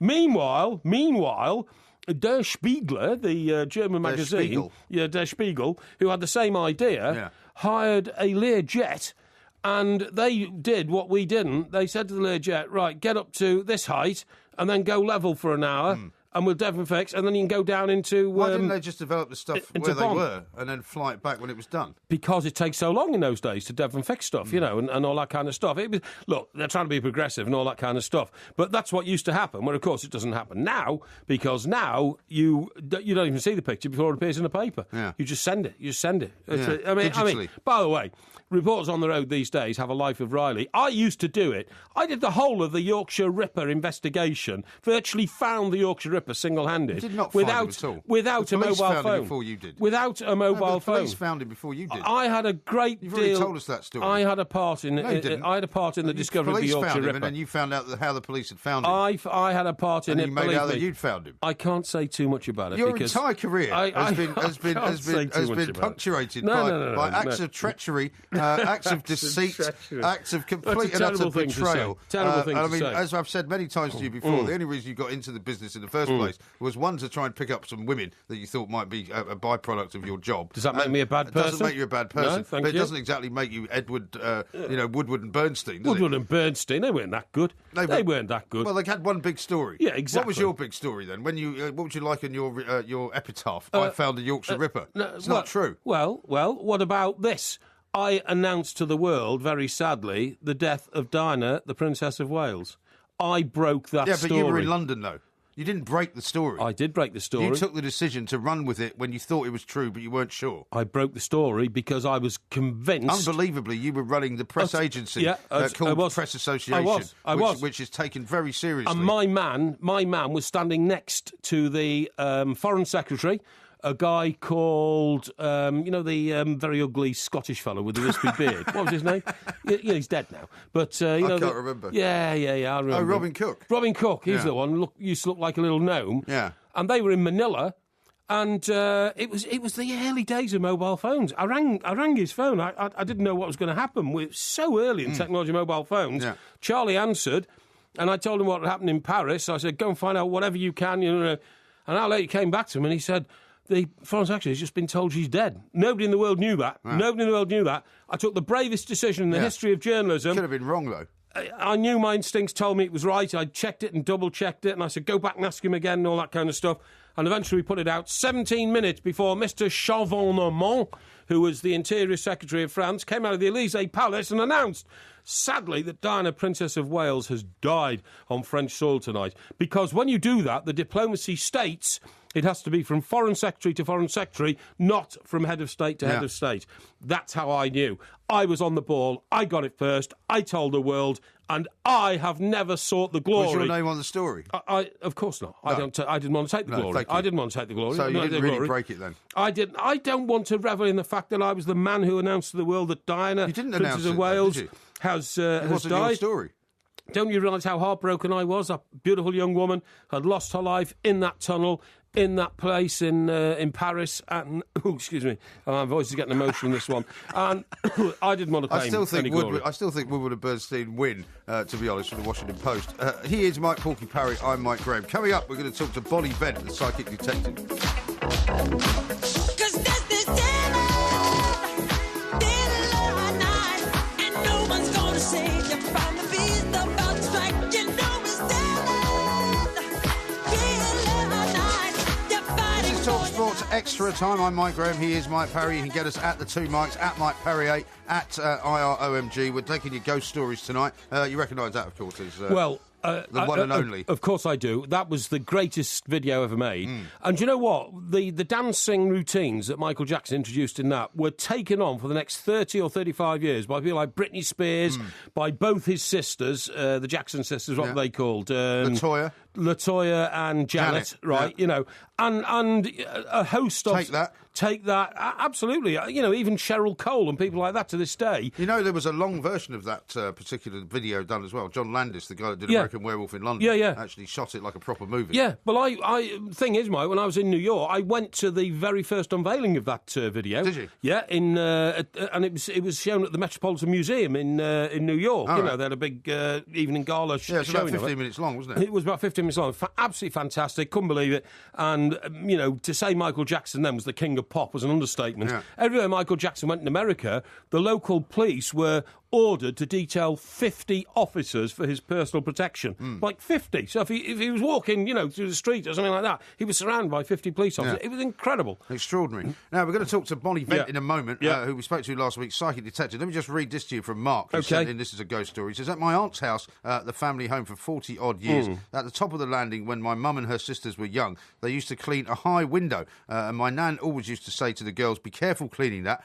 I never lived there, but on visiting, I walked up the stairs to see see the ghost of my nan at the exact point on the landing.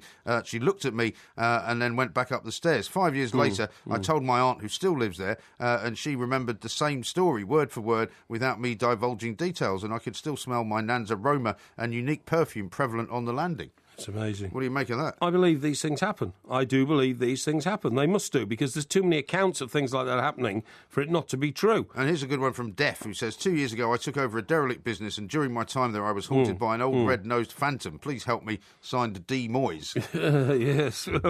Well, poor old Davey. By the way, there seems to be no sign on the horizon of Davey settling into a new post, does Well, there? there was talk of him going to Newcastle, but it doesn't look like that job's No, going to no, be no, made no. available. There was talk of him maybe getting West Ham, but it doesn't look like that job's going to become available. Yeah. He's not going to go to the Championship, I suppose, is he? No, he's not going to the Championship, definitely not. There's a very cruel tweet here, Mike. It says, Mike Graham, you'd be better off tweeting at Mike Parry 8 accident to find the driver of the car that bumped into his Merc on the way to Ramsgate. Yeah, trying to suggest that it was my fault, not his. I'm beginning to wonder that whether you're ever going to see this guy again, and if you ever do see him again, it's going to be through some kind of legal letter that you're going to get. Anyway, let's go hello to Bonnie, Let's because do it that. is Halloween, even though you don't believe in it. And Yeah. this is a night when people are going to see more ghosts than normal. Bonnie, a very good morning to you. Welcome to the show once more.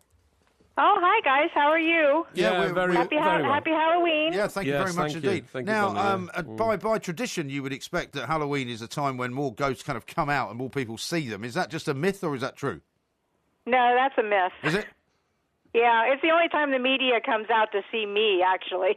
Yeah. Well, that's yeah. not entirely true, is it? Because we came out to see you last week, actually, Bonnie. So that's why we thought we were There so you go. impressed. We're so impressed with what you had to say. It's just purely coincidental that you're back on now. But I mean, we get a lot of stories from a lot of people describing, as that last tweeter described, apparitions that they see, smells that they can smell on a regular basis, ghosts that basically seem to be in a lot of houses, a lot of old houses, of course, in this country.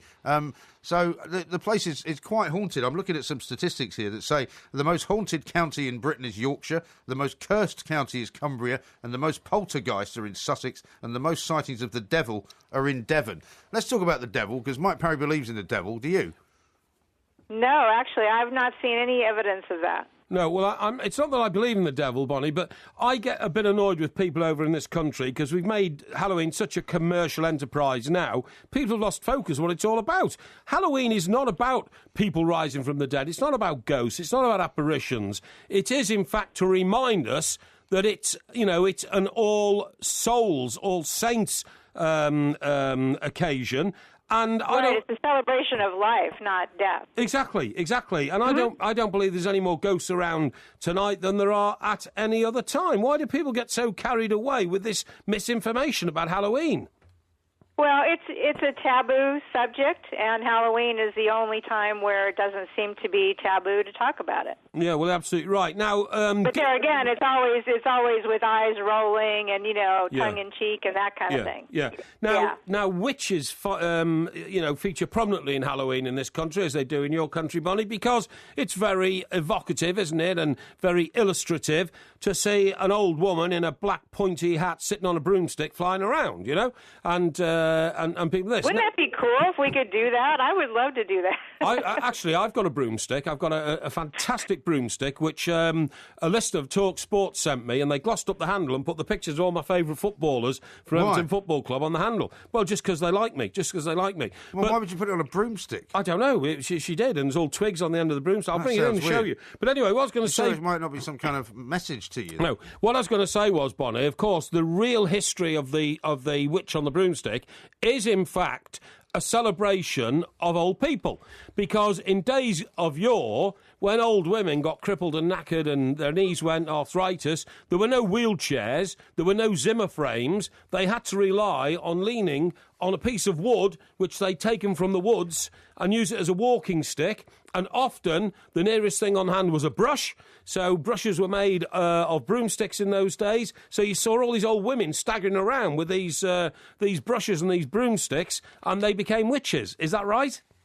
Almost certainly not. Of course it is. Well, there is actually the pagan religion. There are people who consider themselves as a religious thing to be witches. So Yeah, there's lore, and then there's people that really are practicing a particular group of rituals. but there's white witches as well as black witches, aren't there? Mm-hmm.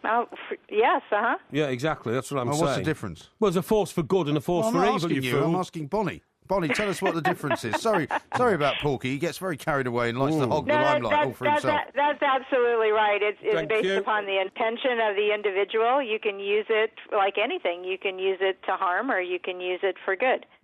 Absolutely Now, right. I've got in front of me here the Witch's Guide to Spotting a Sorceress, because of course, it is Halloween. One of the newspapers has done a guide to how to find a witch, and it goes back to all of these terrible things that they used to do in the olden days. But, of course, you were a two-time loser if they thought you were a witch, because if you survived whatever it was that they were trying to kill you with, they would kill you anyway, wouldn't they?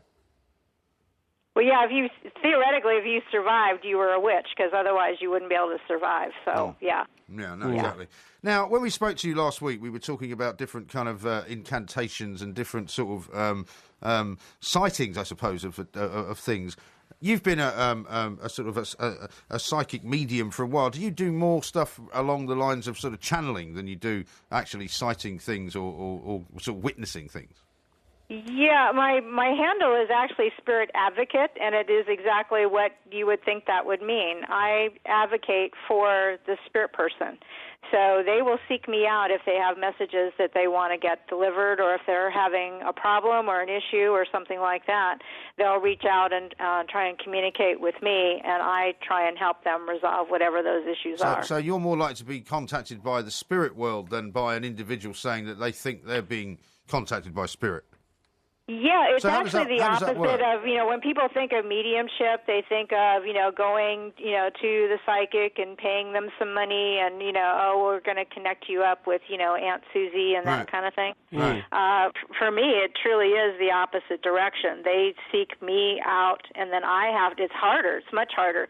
I have to try and get the information to where it needs to go. Okay. But I don't have someone sitting in front of me that I can just deliver it to. Yeah, and would this be a particularly busy night for you, Bonnie? What are you laughing at? Not any What a busier stupid than, question that is. No, it's not a stupid question. it's a stupid it's question. It's Halloween, so the spirits are active, aren't they, Bonnie?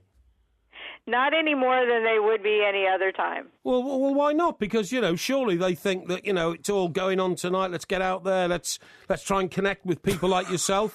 What? Well, what does get interesting is haunted house attractions, the fake haunted houses.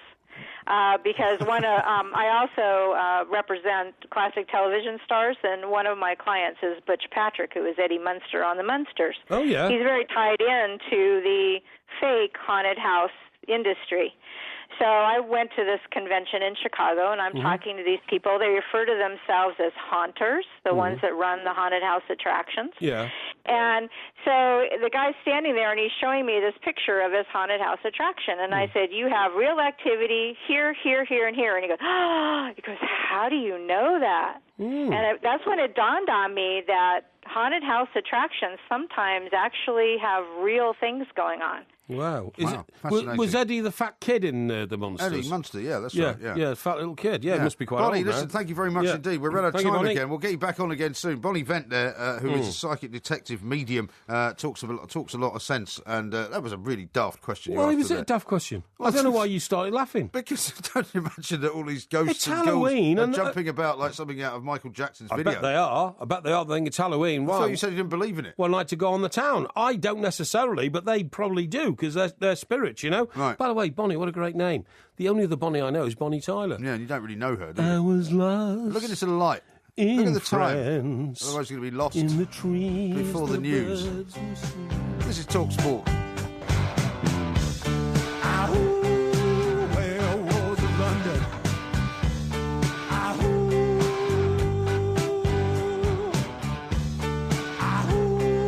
Where was London? This is Talk Sport Extra Time. We are the two mics. Now, you should remember this one because this was part of the Halloween quiz that we did at the Hen and Chickens as well last Friday night. Was it? By the way, we've got a new show that we should be telling people about, haven't we? We certainly have. Big announcement here, folks, and we're going to start tweeting out on it very soon because I've just had confirmation from the booking agency. We are booked in on the night of December the 5th. Yes. Friday, December Friday. the 5th. It's a 9:30 kick-off. It's at the Hen and Chickens. That'll be our last one before Christmas. And we're delighted to say it'll be the two mics, and we'll make it a bit of a Christmas special. We will. I won't be walking around in a Santa Claus outfit You or can anything take like the that. opportunity to give me a present for the first time ever if you wish. I would keep wishing if I were you. Really? Okay. But we are looking forward to that, and all the details will follow, including the details of the ticket line, and without us wanting to blow our own trumpets, the last time we put out a ticket line link, the tickets went within about a week, and They did, yeah. and they went 3 weeks before the show. So honestly, we love all to see you there. Well, follow at Mike Parry 8, Absolutely. follow at the two mics, Absolutely. and at IROMG, and we'll give you all the info on that as soon as we know what it is. Listen, mate, just before we move on, I'm going to help me with something. Yeah. You're a man of the world, you get out and about and all that. I do. What is this new expression related to food about pulled chicken, pulled pork, Yeah. pulled... What is it? Well, what is it? It's a particular way What's of cooking. pulled? It's generally sort of braised meat, really. So it's almost like if you can imagine something like a brisket of beef, for example, right? Yeah. You know what that is? It's sort of as you cut it, it kind of almost falls apart in Yes. front of you, and basically that's what it is. So what happens is you And then, how is it made like that? well, it's just the way it's cooked. It's very slowly cooked, basically. So you can either cook it in, you can cook it on the top of the stove in a pot, or you can put it in a casserole. And does put it in the taste oven. different? It's beautiful, yeah. I mean, it's very much more flavoursome, I suppose you would say, than Is it? than other cuts of. It tends to be things that you would need to cook for a long time. You know, Like for neck? example, like any number of different Now, cuts. my mate in the Midlands... Like when if I you used did like a shoulder of lamb or something, you might cook it really, really slowly. Yeah. And then by the time it was actually ready to be eaten, you would literally be able to pull it with your hands off the bone. That's And what it's all called? it is. It's simple as that. That's what it's called, yeah. I had Was to it- pull pork the other night, actually. Right, is it all right? Yeah, I was in a Mexican restaurant called Right. Oaxaca. Very Yeah. nice. And what do they do? Put it in a wrap or something? You put it in a little tiny tortilla, yeah. Very good. Incidentally, we need to go for a Chinese again soon. We because should, yeah. That was very good, that. I keep getting the flavour in my mouth of the, talking about wraps, the duck. Yeah. Love it. Great. Well, funny you should say that because we've got a quiz on duck coming up. It's not just about Peking duck or Chinese duck or crispy duck, but it's all about. It's a quiz all about Okay. duck. So before we do that, let's have a quick look at some of the stories on the front pages. There's an extraordinary one in story particular. on the front page of the Daily Star. This is incredible. Which says Footy Roy Keane for Celeb Jungle. It's incredible. Shock new TV signing behind me. What they're basically saying is that he's going to be in I'm a Celebrity. Get me out of here. Well, look, I just don't get this. Now, let the audience know what we know about the politics of newspapers. This Yeah. is appearing on the front of the Daily Star. Yeah. The Daily Star is owned by Mr. Richard Desmond. Yeah. Mr. Desmond has only recently sold Channel 5, Yes. which he bought for a sum of money X, sold it for a sum of money about 10 times X. Yeah. He's an excellent businessman, obviously. He is. But one of the reasons why he managed to so increase the value of Channel 5 was because he revived Brother. the Big Brother and all that. And this is this the same thing? This is the I'm a Celebrity, get me out of it. It's ITV, but I mean, what he's done is he's kind of made the Daily Star and Daily Express into the kind of official papers of these types of shows. He has of these types of shows. Yeah. Absolutely right. And therefore, you know, I mean, we're not saying that we don't believe stories are printed in newspapers. We've been in newspapers all our life, but some of them... Well, I wouldn't say that as a general rule. Some of them come to fruition a lot more quickly than others. Now, this says football hardman Roy Keane is going into the I'm a Celebrity jungle after a big money offer. The Manchester United legend, already favourite to win, said there's more to life than football. And then you turn to page 3, and it says footy legend is Keen of the Jungle. Is Keen of the Jungle? Keen of Jungle? What's King that? of the Jungle instead of King of the Jungle, I suppose. Doesn't really work, does it? Yeah, Roy to tackle snakes. Football hardman Roy Keane is Well, going don't into just the... read it out. What it Hang on. says, it quotes him basically saying that he thought initially it wasn't for him. However, after another Well, you sort can't of... quote him. There's no quotes from him, you fool. There is a quote. There is not quote from him. One quote is there's more to life than football. It says, Irish-born Keane, now assistant boss at Aston Villa, revealed, open quotes, I met the Jungle people, but I thought, nah, it's not for me. But then he added, more quotes, the more you say no, the more determined they are to get you. So who knows, there's more to life than football. That's as strong as it is. Yeah, and that doesn't say he's going, No. so they must know something else. Anyway, now, point of the story is, for everybody concerned, Roy Keane seemed to spend most of the build-up to the last international matches when he was assistant to Martin O'Neill For the Republic of Ireland. for the Republic of Ireland, Yeah. thank you, seemed to spend most of his time promoting his book. He did. Which, of course, got massive coverage, Yeah. right? So he's holding press Well, even conferences. to the and- point where he held a press conference sort of at the place where He did. the He team did. was supposed to be at the staying, training right? at the training centre. Yeah. That's right, to promote the book. book, and Martin O'Neill just sat there and smiled, no problem. It now looks as though, well, look, if this story is true, it's like this. If this story is true, it means he must be interrupting his duties at Aston Villa. Well, if I'm not mistaken, normally the I'm a Celebrity circus takes place kind of over Christmas, doesn't it? You go out, you fly out to Australia kind of in December, and I think it runs through until sort of January. And I think one of the things,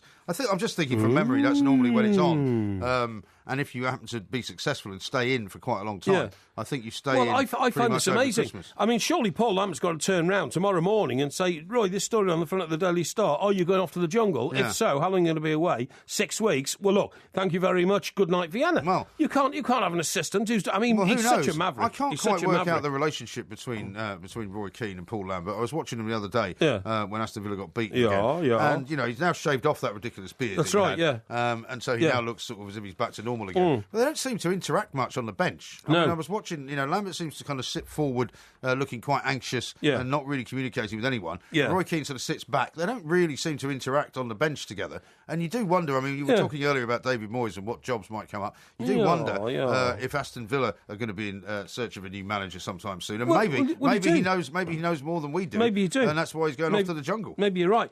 I mean, look, so I suddenly waltz into TalkSport tomorrow and say, oh, look, it's been great doing the 2 mics with Mike Graham. We want to develop it, obviously, and build it up. But if you don't mind, I'm just pushing off for 6 weeks. I've had a better offer to do something else. See, I don't see how he could possibly do that. So I do hope that my seat will be vacant when I get back, to resume my duties. How do you feel about that? I think if he does go out to do the jungle thing, he won't be back. And I suspect it might mean that Paul Lambert won't be around either. But let me read you some of these texts that we've got in. We've got a text from Phil in Durham. You can send one in to 81089. He says, ask the Porkster what type of acid did they use on the Dev to burn holes in the floor of the aircraft? OK, I don't know. He says the answer is acetic acid, in brackets vinegar. Excuse me. In brackets vinegar. I thought you finished up with this man flu thing. Why are you still coughing, I don't know, by the it's way? still there somewhere. I'm sorry about that, folks. Jimmy the Happy Wanderer in Bolton says, just a thought, why do ghosts wear clothes? As when you die, your clothes don't die with you, as clothes are not a living thing, therefore cannot have a spirit or a soul. As I said, just a thought. Can you explain that? Why is anybody frightened of ghosts? Ghosts can't hurt you. No, I'm asking you a question. What was the question? From Jimmy. You didn't even hear what I was reading out. Sorry, go on, Once again, you're completely self-absorbed. No, You're go too on. busy reading something on your phone. No, He's go on. asking why ghosts wear clothes, because normally speaking, clothes are not part of your body when you pass on. Because, ghosts have a sense of decency like everybody else. You want to see a naked ghost, do Well, you? they wouldn't necessarily be naked. They could be wearing sort of, just... Well, they do, flowing robes and all that kind of stuff. They do. That's what ghosts do wear. Well, ghosts often do wear they that. could wear like long johns or something. No. Or something like Ghosts that. are apparitions, and apparitions are never formative. So you might see a face and a head and that, and shoulders and all that, and then it might all disappear into the mists of time and all that kind of stuff. What about the guy that you described? He was raking He was a the farm hedge. worker. He was a farm worker. Well, he wasn't raking the hedge with no legs, was he? He was a farm worker. Therefore, So he must have been dressed as a farm worker. He was. So he was wearing clothes. Yeah. So your question about clothes is ludicrous and Why? ridiculous. In his image and form when he was alive, he looked like a farm worker. Right. So he looks like a farm worker in his afterlife. So he didn't dissolve into nothing. He was wearing full clothes. Yeah, then. he was. Yeah. You just said that didn't happen. No, I'm saying if it's somebody who's come down from heaven, if it's the Archangel Gabriel, I mean, Well, that's not a ghost, is it? Listen, you know that you're. You're rambling now. No, I'm not. Your guardian angels are all around you at all times. Really? They are all around you How at come all they didn't times. stop that bloke running into the back of your Mercedes? Well, I can't answer that one, but I mean, they can't get everything right, can they, all the time? If they did, there wouldn't have been World War II, would there, and things like that, you know what I mean? Quite right, too. So I can't answer that one. But your guardian angels are your personal ghosts anyway. Whatever's happened to you bad in life, and that's a massive generalisation, this, because some people have had terrible things happen to them in lives, the guardian angels are there a lot of the time. That's for sure. That is for absolutely sure. I'm certain of that. I'm certain. You may well be certain. I'm not so sure. This is Talk Sport. We are the Two Mics. More coming up. Hey, Mr. Spaceman, won't you please take me along? I won't do anything wrong. Hey, Mr. Spaceman, won't you please take me along for a ride? Woke up this morning, I was feeling quite weird. This is TalkSport Extra Time. I'm Mike Graham. Coming up in the next hour, we'll be looking at the back pages. We'll be having a quiz for Porky on the subject of ducks, of course. We'll be keeping you abreast of all the big news stories that are going on as well. We're now, though, going to talk to Mr. Michael Horn, who's the authorised media representative for the Billy Myers Contacts and UFO expert. And basically what we're going to hear from Michael is about aliens, because you said to me just the other day that as a result of something you'd read, some new piece of research that you'd uncovered, there could not be any possible forms of life out there in the known universe. That's not me saying that. That's Professor Brian Cox, who is widely regarded as the greatest expert we have on astrophysics in this country and knows everything about the planet, and has said that it would be impossible for aliens to ever get to Earth because of the distances involved. They never can. They couldn't survive to get here. Well, let me give you some statistics before we go on. Top beliefs among adults and children, right? And it is Halloween, so it's particularly relevant. People that believe in ghosts, 55% of adults believe in ghosts, 51% of adults believe in aliens, 42%... aliens have never been here. They've never arrived. 42% believe in UFOs, and 27% believe in angels, and only 25%, people like you, believe in God. Isn't that interesting? No. So more people believe in aliens than actually believe in God. Well, so let's talk to Michael to find out what he makes of it all. Michael, a very good morning to you. Welcome to the show. Well, thank you, sir. Sir is plural, and thank you for calling and having me on. Not at all. It. No need for such formality, Michael. We are now the three mics, I guess, since we are sitting around here.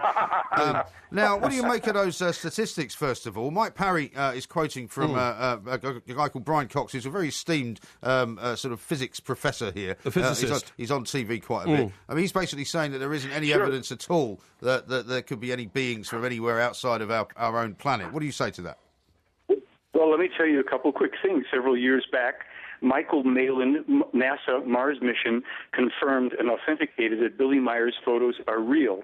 David Froning, an astrophysicist with McDonnell Douglas, top secret security clearance, got up on the stage of one of my presentations, 450 corporate clients of a hotel, and said, "We take this very seriously. The information in this man's case coincides with our own complex calculation formulas for above light speed travel." Recently, NASA aerospace engineer Matthew Wiskowitz came on board and said, "The Meyer case is authentic. I support it, and I will come forward publicly to do so." We have the Orbital Space Systems Group here in Arizona as well. A couple members of that company have come forward, and I have spent 4 hours on the phone with a Defense Department executive in the Pentagon who knows the case is real, and we just published a corroborating report. The Pentagon just published a report confirming all of the details of Myers' 1951 and 58 information on climate change. So that's for openers, guys. Wow, that's a lot of information. But, Michael, my basic question is this.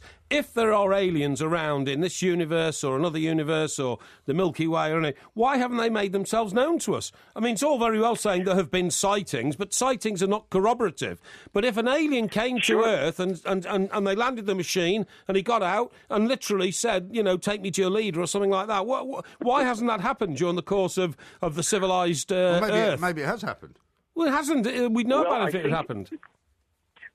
Here's, excellent point, and let me answer it this way. Number one, this group did try to make contact with the Carter administration here in 1979. Even more importantly, the evidence, we just had a new 74-page independent report came out on the most controversial of Myers' photos, and showing that the craft are authentic. He photographed them within 15 feet, and that photograph was just flashed in Times Square here in New York City. We have very clever people who, instead of inflicting themselves on us and upsetting people who are not ready for it, have given us fantastic, clear photos, films, metal samples, all that. But even more importantly, they gave this one Swiss man, volumes of specific scientific information up to 55 years before we discovered it.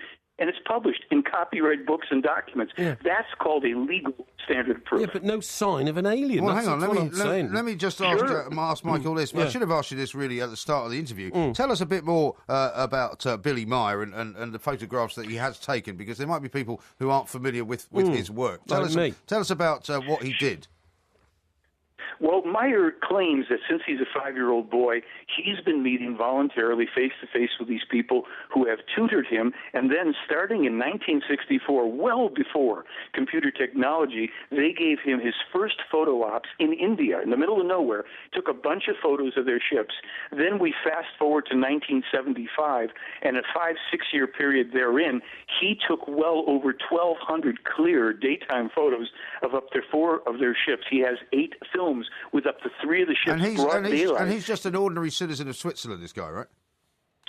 He's a rather remarkable man. He only has one arm.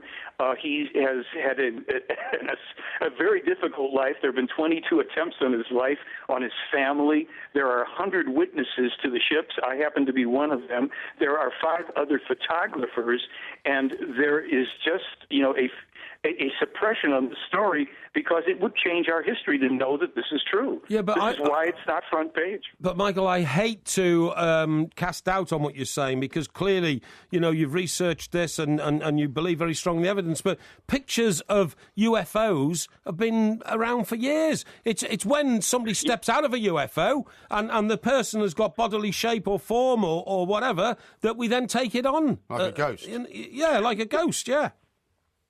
Well, we've got some photographs there, of the people, and there's witnesses to them. But more importantly, when you have experts who say these are not photographs of models, they're not special effects, we have used Google Earth to take top-down views, and you can actually test one of these photos yourself at home. I sent this in to Ross earlier. I mean, if people, if they go to my website or they email me, I'll just send free stuff. Yeah, tell us what your website is so people can go and have a look.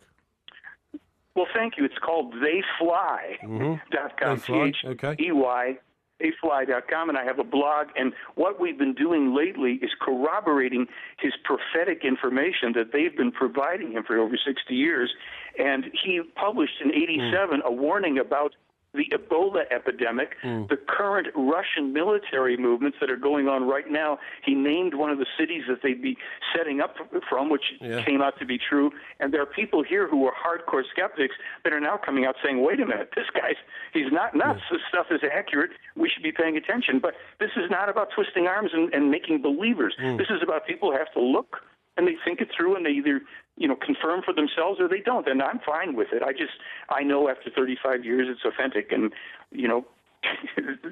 I'm glad to answer any questions as best I can. I don't get offended by any of that. Well, Michael, listen, really appreciate you taking the time to talk to us. We'll send people to theyfly.com, I mean, what about, and you can have a look at some of the pictures. What about all these people who say, well, I was abducted by an alien? Well, I mean, that's just a joke, isn't it? That's just a funny joke. enough, my former brother-in-law did a book about these people, and he kind of approached it in a kind of journalistic way. And what he concluded, no, not him, no, another one. What he concluded was that basically these people all believe that something has happened to them. Yeah. But he couldn't verify that anything had happened to them at all, other than the fact that they were absolutely convinced. But they had a similar kind of experience. It was almost like a shared myopia of some kind. Yeah. So they told the same kinds of stories. Now, you could conclude from that, well, maybe they read some experience that somebody else had. Exactly. Maybe, but the point is, Mike, maybe they all share, but they all seem to share a similar experience. And he couldn't explain. He was quite a scholarly guy. Couldn't explain why they all had the same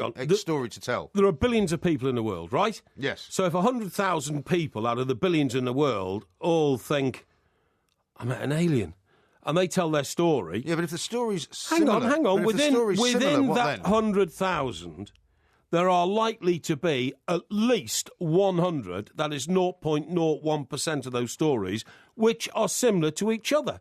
It's just coincidence. You're saying it's coincidence? Of course, it's just a fertile mind. Just a fertile mind. If I said to you... you've got a very fertile mind. I've got a fertile mind based on research, on information, on knowledge, on being able to see what's over the Pyrenees, rather than just what's over my garden hedge. What is over the Pyrenees? A future for the world, which I am aware of. You couldn't see that bloke coming from behind you, though, could you? Well, of course I couldn't, Well, because I haven't got eyes in the back of my head, have I? You got a mirror. Got a rearview mirror, yeah, but I mean, you don't spend all your time looking in your rearview mirror thinking, I wonder if a car's going to run into me, because if you do that, you will find yourself running into the car in front of you. That's the principle of driving. You have to have one eye on the road, one eye on the mirror, one eye on the gear stick, and that's the only way you can drive. And That's 3 eyes you've got there. Well, whatever, you know.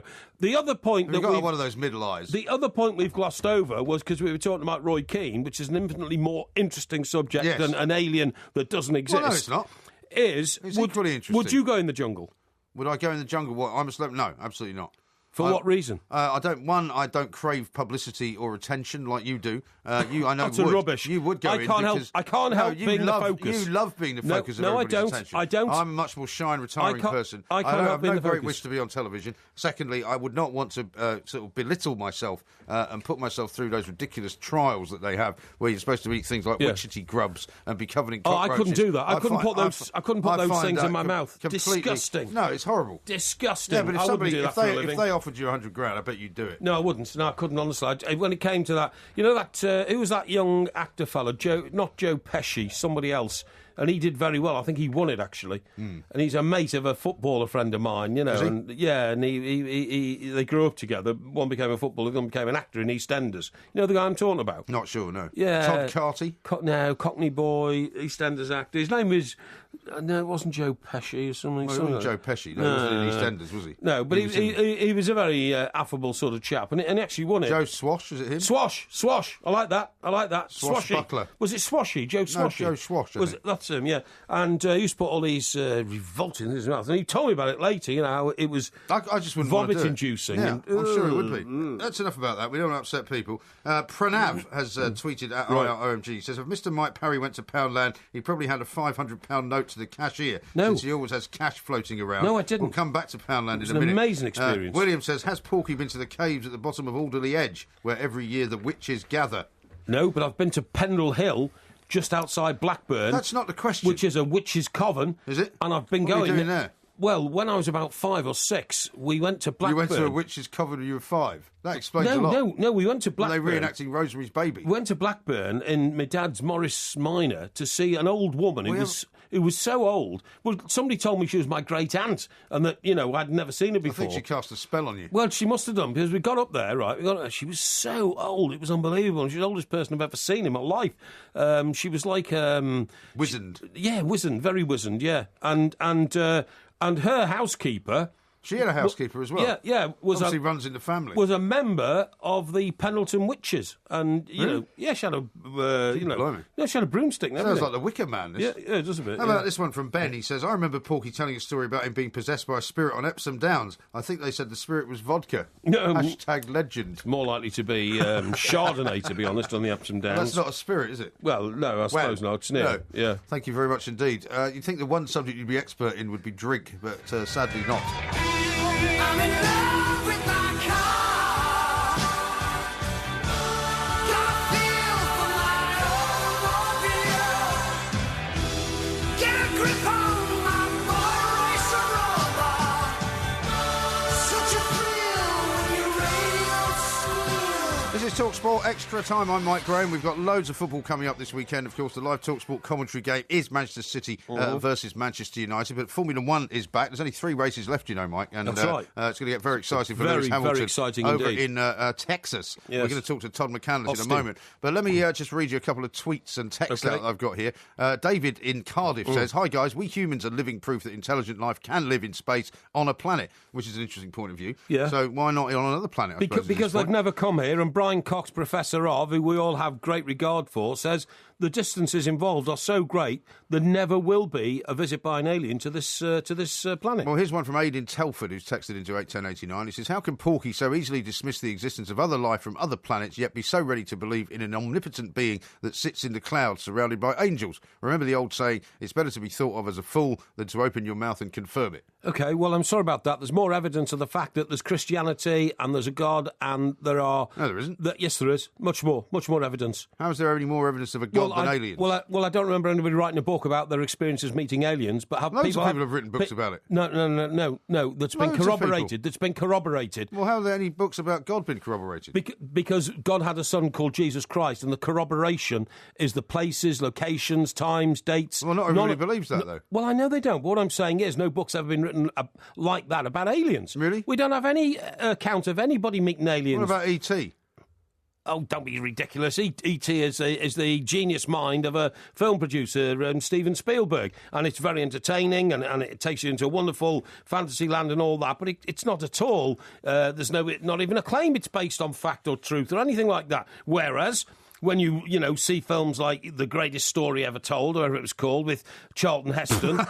What? What are you laughing at? What are you laughing at? Rubbish. Hey? It's absolute cobblers, No, that film. but it's based on a document. So what? That lays out a very reasoned argument for the but it doesn't existence make it any of more true, Jesus though. Christ. Yeah, but it doesn't make it okay? any more true, does it?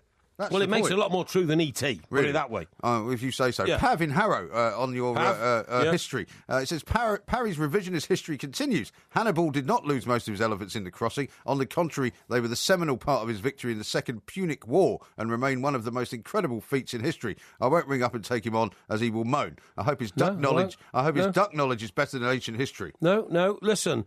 It was all a bit of a myth anyway about Hannibal going across the Alps with all those Well, no, elephants. apparently not. It was documented, Do you know how long so it that must be true. Do you know how long it would take an elephant to climb up a hill that was only like 2 miles long? How long does it take a camel to pass through the eye of a needle? No, don't be silly. What I'm saying is... That's in the Bible. Yes, I know it's in the Bible, but elephants Don't get irritated. Elephants walk up roads which have an angle of 45 degrees. It takes a long time. It would have taken years to get a load of elephants, even if the elephants hadn't died of cold, because elephants survive in hot weather, not cold weather. And the other thing is, and I told our friends Hawksby and Jacobs this once on a show I was doing with them, the great problem about the Hannibal mission was the thinning of the air at the top, and that in itself is related to football problems, right? In this very day, playing at height, playing in thin air, playing at Like in Ecuador. Like in Mexico City and all that kind of stuff. Right. Absolutely. Thank you very much. Yeah. What have you got to say about the Formula One race coming up in Austin, Texas? Well, I like Austin. It's where I bought my first pair of snakeskin cowboy boots. Really? Yeah. Have you still got them? Yeah, still got them, yeah. I want you to bring them in next time Okay. you come in. Let's Okay. talk to Todd McCandless, who's our man who knows all there is to know about Formula One. Todd, a very good morning to you. Welcome to the show. Thanks so much for having me on, Mike. Not Yeah. at all. Hi, Not Todd. at all. I'm sorry for that preamble about Hannibal and things that don't really concern motor racing, but massive weekend in Austin, and it's coming down to the wire now, isn't it? There's only 3 more races to go. Yeah, absolutely. Down to the wire. I actually am sitting in Austin. I'm at the Grand Prix this weekend. There is signs of alien life on the grid that proves that aliens exist in the form of Kimi Räikkönen. Oh, well, that's true. You know, you might keep that in mind. But yeah, big race for Lewis Hamilton this weekend. Lewis was on the big popular Today Show here in New York, and big mobs, and I was watching Lewis today. He's a huge star here in the U.S. Is he becoming a bit of a great superstar there? Because I mean, it's only recent, really, that Formula One's kind of taken off there, isn't it? Yeah, absolutely. Yeah, our viewership's up this year on NBC, and gosh, the throng of people gathered around at Lewis trying to get autographs. It was great to see. But big weekend for Nico Rosberg. You know, it's sort of a must-win for him, and hopefully, he can take it down to the wire. Nico said he was really warming up to that double points in Abu Dhabi, and I should say he is at this point. Yeah, Todd, the whole thing about it is that because they're so close to each other, if one finishes first, the other one finishes second, it takes 4 races for them to establish enough of a lead to say, well, I'm 1 race ahead. So it only needs Lewis Hamilton now to have a failed car halfway through this Grand Prix or the penultimate one, the next one, for Rosberg to overtake him again. Yeah, that's exactly right. And they're you could throw a blanket over these two if they both finish on song and last the distance the race. But yeah, barring any DNFs. Now, the one thing we got to keep in mind is that we are at the end of these engine cycles. There's only 5 power units the teams can use per car for the year. And should either driver experience a engine failure or DNF, and Mercedes has its reliability issues this year, so it could play a factor. I think we've just lost you there, Todd. Are you still there, Todd? I am still you here, are. yeah. Sorry, I thought we just lost you. What did you make of the story? There was an interesting story in The Independent here yesterday morning suggesting that very, very soon we're going to see some, as we're seeing some Formula One companies who are not that successful kind of going to the wall, particularly in this country. We had a couple this week. We're going to see much more interest from the Far East, not the Far East, the sort of Eastern European countries like Russia and maybe Romania as well. After the Russian Grand Prix this year, they've really got the bug, and we're expecting to see some sort of oligarch money being pumped in, and maybe seeing a Grand Prix in Azerbaijan. Yeah, it's an interesting thing, Mike. When you look at Azerbaijan, that's coming online. This new Romanian team, Forza Rosa, it's to be called. It's going to be headed up by the former health minister of Romania. Now, I wonder how he got his money. Yeah, exactly. And I don't know what that looks like on a CV when you're applying to run a Formula One team, but, it really is path of least resistance. Gene Haas here in America starting his Formula One efforts in 2016 as well. So you're going to see some new teams coming in, and it's at a time that Formula One desperately needs it. We're losing Marussia. We're losing Caterham. All the talk of the paddock this weekend is about the economic cost. The cost cap issue in Formula One. Can Formula One's current business model sustain itself? And there's a couple theories on that, Mike. When you think, what if we lowered the price of entry and the cost of Formula One? Well, then you might look at teams that are in not GP2 but down in Formula 4 thinking, I think we could raise that kind of money and try to start a team in Formula One. It's always going to be a have or have not. Yeah, but Todd, to be perfectly honest, I don't think that's going to happen. You know much more about it than I do, but we see a lot of Bernie Ecclestone over in this country. And for the last sort of 6 or 7 years, Bernie Ecclestone's been going around the world saying, if you're very rich, if you're filthy rich, if you've got loads of money and you'd like to buy a Grand Prix in your country, this is my address, give me a shout. Yeah, absolutely. And astonishingly, Mike, they're paying, right? Yeah, that's what I mean. These emerging markets, these far-flung locations, this is legitimacy for these nations. Of course it is. And so for them to bankroll this, and they're happy to do it, absolutely. Yeah. But the problem is that you start to divorce yourself a little bit from the core DNA of what Formula One was about. Oh, of course you do. Yeah, absolutely. When Graham Hill and Jim Clark were racing around in cars that didn't even have seatbelts, and there were no fire precautions at the track side, that was what racing was all about. Well, you don't want to go back to that, though. We are, of course not, but we're a million miles away from the principle of man and machine against man and machine, aren't we? Yeah, we are. And when you look at the technology advancement, one of the conundrums of Formula One is that we always say it's the most advanced technical racing series. It's always been about innovation, and it has. But the problem, gentlemen, is that you take a team like Force India, they're spending $28 million a year to buy their power units or their engines. The question is, has the technology gotten so expensive that it's an untenable business model? Yeah, no, absolutely it's right. going to be a fascinating race. We'll see whether Lewis Hamilton... Interesting that Lewis Hamilton's become such a big star in America Well, now, you know because I why, never thought don't that you? would have ever happened. You know why? Why? Because his girlfriend is Nicola Scherzinger, who is probably, in my view, the most beautiful woman in the world. Really? And if you go out with the most beautiful woman in the world, you are then the most envied man in the world. And if you're the most envied man in the world... Is that why you want to go out with Kelly Brook? Well, I'd love to go with Kelly Brook, but I mean, I think that day might have gone. That ship might have sailed, Mike. Well done. By the way, sunk, actually. It's very... This is Talk Sport. Look into the light. Look at the time. We'll be back with more. In fact, this Porky's quiz coming up next. Gratuitous insult. Donald Duck, he's my little pal. Donald Duck, Daisy is his gal. Donald Duck in his sailor suit. Donald Duck, gee, I think he's cute. I like the way he waddles and I like to hear him talk. This is TalkSport Extra Time. We are the two mics, and it is at that time for many people's favourite part of this show, which is the quiz for Porky. We normally every week we pick a subject that you profess to be an expert in, and despite the fact that you've said to me on numerous occasions, you tried to put this off last week. You said there can't possibly be enough questions about ducks to make a quiz. Well, not sensible questions. Well, we've got 10 questions here. Probably some stupid questions. Not stupid questions at all. They've been put together by a very thoughtful group of. In fact, can I tell you something? Can I tell you something? Can I Yes. tell you something? Just to put you all straight, because you're clearly in league with these guys behind the glass here, right?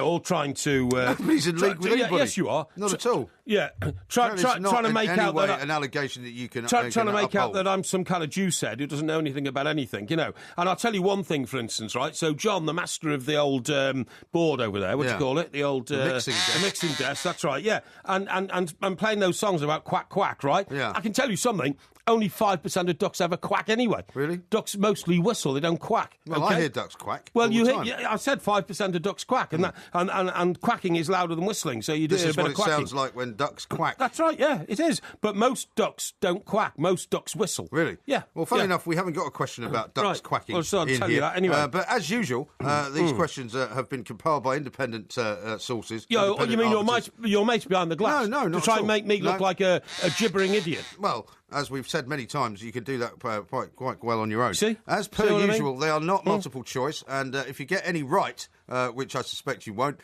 you will hear this You see, you sound. predetermined this. You will hear this. Predetermined this. Just be quiet. You will hear this sound. Macho, macho duck.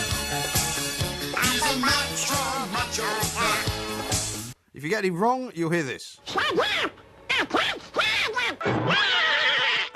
On this crazy introduction, you've gone about Donald Duck wearing sailor suits and all that. What's that got to do Well, it's with ducks. What's that got to do It's with all the ducks. natural history of our country involving our wildlife fowl? Well, as you will, wildlife fowl. Yeah. Wildfowl. you mean? Fowl, yeah. that's Wildlife right, yeah. fowl. Yeah. Isn't that what somebody does when they pull the wildlife down in the Peltier area? No, A no. wildlife no. fowl. No, listen, come on. All right, come on. number one. Can you name 3 stars of the movie The Wild Geese? What's that got to do with ducks? Well, of course it's got to do with ducks. Geese, ducks, same kind of thing. No, they're not. They're not. Geese and swans are not ducks. Well, never mind. It's part of the duck quiz, so please answer the question. One of them was Richard Harris. Correct. One of them was Simon Templar. Simon Templar's not an Roger actor. Moore. Roger Moore, correct. Yeah, well, you're nearly there, so you can Hang get this one on, right. You hang need on, one hang more. on, hang You on, only need hang one more. Roger Moore, Richard Harris. I don't think Richard Burton was in it because he was dead. I think he drunk himself. No, I think he drunk himself to death about 10 years earlier on stage in London. I'll just have another 16 bottles of vodka. It was near the end of his acting career. Right, Richard Harris, Roger Moore, and the third one, wild geese, Africa, purple beret hats. Got the face in my mind. It would be Donald Pleasance. No, it wasn't him. It wasn't Donald Pleasance. I don't think he was in it. It no. was. It was. I tell you, it was the other tough guy. Richard Harris. Michael Caine wasn't in it. He was in Zulu with Richard Harris. Yeah. So it must be. Let me think. You're running out of time here. Let me think. Stanley Baxter? No, not Stanley Baxter. Stanley Baker. Stanley Baker Was he was dressed as a woman? no, Stanley Baker. Patrick McGowan. He was a good guy. I I don't don't think think he you're was going in to get it. it, are you? Well, I've nearly You got it could anyway. have said, all right, I'm afraid I'm going to have to say no. You could have said Stuart Granger. Stuart Granger. You could have said Hardy Kruger, who's always plays the sort of the foreign guy. Nobody's ever heard of Hardy Kruger. And you could have had Richard Burton, but you said he wasn't in it. I said Richard No, you Burton. said he wasn't in it. You I said said he was Richard dead. Burton. You said he was dead. You said he was dead. I said Richard Burton. I demand you give me the 0 the out of points. 1. No, that's rubbish. All right. Was Richard Burton in it? Yes, he was. Well, I mentioned Richard no, Burton. you said he wasn't in it. You said he was dead. Question number 2. Damn it. What is the life expectancy of a mallard? A mallard, 3 Yeah. years. Incorrect. That's not incorrect. It's not incorrect. It's 20 years. No. It is. Some live till 20 years, but It the is. average life expectancy of a mallard is 3 years. I didn't say average. I said, what's the life expectancy? It's 20 years. It's not. It's not. 20 years on average. it's Yes, it rubbish. is. What's 0 in- out of 2. Well, you're telling me you go to a duck pond for 20 years, so your little kid is 3 when you start feeding the bird bread and all that kind Yeah. of stuff, and then you say that duck's still there Yeah. when the child is 23. Sure. Utter nonsense. Yeah, that's what my experts Drivel. tell me. Drivel. Well, you're supposed to know this. You're in a duck I do conservancy. know it. I do know it. Question number 3. The Marx Brothers We've never starred- had a duck who's been there longer than 3 years. The Marx Brothers starred in Duck Soup. Can you name them? Can I name what? The Marx Brothers. This is easy. What a stupid question. Nothing to do with ducks. The movie was called Duck Soup. Right. Groucho. Yep. There was one guy who didn't speak. He was dumb. That's right. Yeah. Unlike you, who does speak and is also dumb. Yeah, that's funny, dude. I think it is, yeah. Sorry. Everybody's cackling with laughter. Oh, I see, yeah. Come on, then. Right, Roberto Marx, Groucho Marx. Wasn't it Roberto? Thought there was. Groucho Marx. He was the guy with the cigar. He was. Who said, give me a crocodile sandwich and make it snappy. Yeah. He also said he wouldn't belong to any club that would admit him as a member. Yeah. Right. Okay, I know. We need to hurry. I know. Groucho... Peppo. There was a Peppo. No. Peppo Marx. No, do you? Yeah, Bonio Marx or something like that, wasn't it? Benito Marx. No. What do you? Look, what's I the can't problem? go on. What's the problem? All right, I'm going to have to say no to that. I think he's got that wrong, isn't he? Groucho. Groucho. I said Groucho. Harpo. Harpo, Who was the one who was mute. Yeah. Chico. Chico. Who was the one with the funny little hat. And Zeppo was the hard one to know because I he mean, was the what a fourth stupid question. What do you think I know about the Marx Brothers? one. Well, I didn't everybody think knows they who were the Marx very Brothers funny. are. All right, now we've got to move on. 0 out of 3. Number 4. What sport do the Anaheim Ducks play? Anaheim Ducks? Yes. That would be ice hockey. Correct. Thank you. He's so happy. I got the first question right as well, so that's 2. No, that's 1 out of 4. It's 2. Question number 5. Which Yeah. region of Britain uses the phrase "me duck"? That is the East Midlands, Nottingham and Derby. Correct. Because, of course, I know that because I went to the University of the Trent, Yes. which is in Nottingham. I've got something to tell you about that, actually. Okay. Question number 6. Where is the Gressingham duck from? The what? The Gressingham duck. The Gressingham duck. Well, it must be from Gressingham, I suppose. I don't know where Well, Gressingham that's is. the obvious answer, yeah, but where is that? Right, Gressingham. Right, is it in this country? It is? In that case, it's from the Norfolk Broads area. Incorrect. It's from Lancashire, just outside Lancaster, actually. So, 2 out of 6. Question number 7. 3 out of 6. 2 out of 6. 50%. Question number 7. What famous Antipodean creature shares a part of a duck's anatomy? Huh? Which famous Antipodean creature shares a part of a duck's anatomy? Antipodean is Australian. Correct.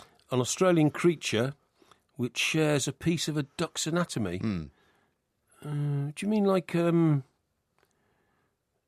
duck's ass or something? Or are you talking about talking about the haircut? I'm not going to give you a clue. The haircut. What was that called? A What was that- haircut. What was the A haircut duck's called? haircut. Yeah, what was it called? It was Ducks called... don't have a haircut. No, it was called Like a something. mohawk. No. Duck's quiff or something it was called. Duck's quiff. Hang on a sec. This is a stupid question, this. So it must be something that is relative to Australia, can only be a kangaroo or... The famous duck-billed kangaroo. No. The answer is duck-billed platypus, platypus. No, you don't I get got it. platypus. I No, did. you got it wrong. I did. You got it wrong. I was getting there. No. I'm sorry. We're I'm running out of claiming that time. one. I'm claiming No. that one. Now, the next one is you're going to have to hear this before I ask you the question. That is it. I am not standing any more of this. I am giving up my title. I am going to run away to South America. Oh, sir, think of the family name. Huh? Who wants to think Duckula? Now, I don't know if you recognise that as Count Duckula, which was a very famous animated TV series for children. Oh, really? Which iconic British actor did the voice of Count Duckula? How long ago was this? It was probably in the last 10 years or so. Oh my God! What? That was a British actor's voice. Mm-hmm. Actually, I tell a lie. It was more back at the I am not it was standing any originally more of run this. in the early I am- 90s. So it's your kind of era. I reckon that's yes, David Jason. Amazing. Good. Yeah. Magic, yeah, that one. Fantastic, amazing. Now, we've only got a very, very short amount of time, so you've now I've got what, 5. 3? No, you've got 5. 3, I think. 5. You got I got no, platypus. you got 3 out of 8. And I You got didn't get wild platypus. geese. Yes, I did. I'll go to... I did get you got platypus. 3 out of 8. I got now, platypus. in a very short space of time, like 5 seconds, can you rhyme 5 words with duck? Very good. Thank you. You can't say that word, of course, obviously. Question number 10. Yeah. Can you describe 3 ways to cook a duck? Yes, you can either roast it. Yep. Roasted duck. Yep. Or you can fry it. Okay, I'll give you that. Fried duck. Or you can boil it. Well, you could boil it. You Yeah. wouldn't want to cook it. Yeah, we wouldn't really want to, do that. You've got a better one than boil. Yeah, okay. You could... well, how many ways can you cook things? You can roast it, you can fry it, or you can eat it cold. I'll give you a point for that. I know. I'll give you a point for you that. can put it in pate. You can't put it in pate. That's just not cooking it. Yeah. We're going to give you 4 out of 10, which is actually the highest score you've ever achieved in any quiz. I want at least 6. I You've want got- I you want can't have- platypus and I want wild geese. No, you can't have that. I mentioned Richard Burton. You said he was dead. In wild geese, and I got to platypus duck. No, you didn't. When I said duck-billed kangaroo, you suddenly said duck-billed platypus. I said duck-billed platypus before you got the answer. I'm 4 out of demanding. 10. I think you should be happy with 4 out of 10. It's the best performance ever. Perhaps Porky Parry is indeed an expert on ducks. This is Talk Sport. Can't buy me love, love, can't buy me love. I'll buy you a diamond ring, my friend, if that makes you feel alright. I'll get you anything, my friend, if it makes you feel alright. 'Cause I don't care too much for money, but money can buy me love. This is Talk Sport Extra Time, and of course, as Mike Porky Perry is such a massive fan of the Beatles, we thought we've got to be an opportunity to play some Beatles music, Why which we not? always try to do, and at some point in the Excellent, show. excellent. And we will talk a minute about the wealth of some of these celebrities who are actually making more money, perhaps now after they've died, Yeah, they are, than they did when they were alive. That's and right. John Lennon's on that list. But before Yeah. we do that, we've got Anthony McCartney on, who's going to help us with that. He's with the Excellent. Associated Press in America. Excellent. Because you were saying to me a bit earlier in the week, you know, why do we keep reading about this woman Kim Kardashian? Yeah. And I thought, well, rather than me trying to explain who she is, Yeah. we'll get Anthony to do so, because Anthony works in the showbiz world, and he can tell us all about her. Anthony, very good morning to you. Welcome to the show. Hey, good morning. Thanks for having me. Thank you Yeah, very much for thanks, joining Anthony. us. I mean, obviously, we all kind of see Kim Kardashian, and she appears in newspapers and she appears on TV. But I mean, to be honest, we're both struggling slightly to wonder why her fame has lasted this long, because she appears to be somebody who would just be a kind of bit of a one-hit wonder. But she's a bit of a phenomenon now, isn't she? Right. She has had an enormous staying power and keeps branching out into new ventures. I mean, the new thing this year was she had an app that went on the iPhone that just went gangbusters. So, you know, she's a businesswoman at this point, and you know, has a lot of commodities to sell, clothing, this lifestyle, this high-end lifestyle that she lives, jet setting, you know, and people sort of want to buy into that. How long it's going to last, no idea. I mean, I think a lot of people are surprised, as you guys are, at how long it has lasted already. The reason she's come to prominence this week, Anthony, is she's promoting something in Great Britain. I don't know what it is. You know, I don't know if it's a new product or a new tour or something like that. And successively, of course, what happens is, in our business, is, you know, all these feature writers, showbiz writers from various publications and radio stations and TV stations all queue up to interview her.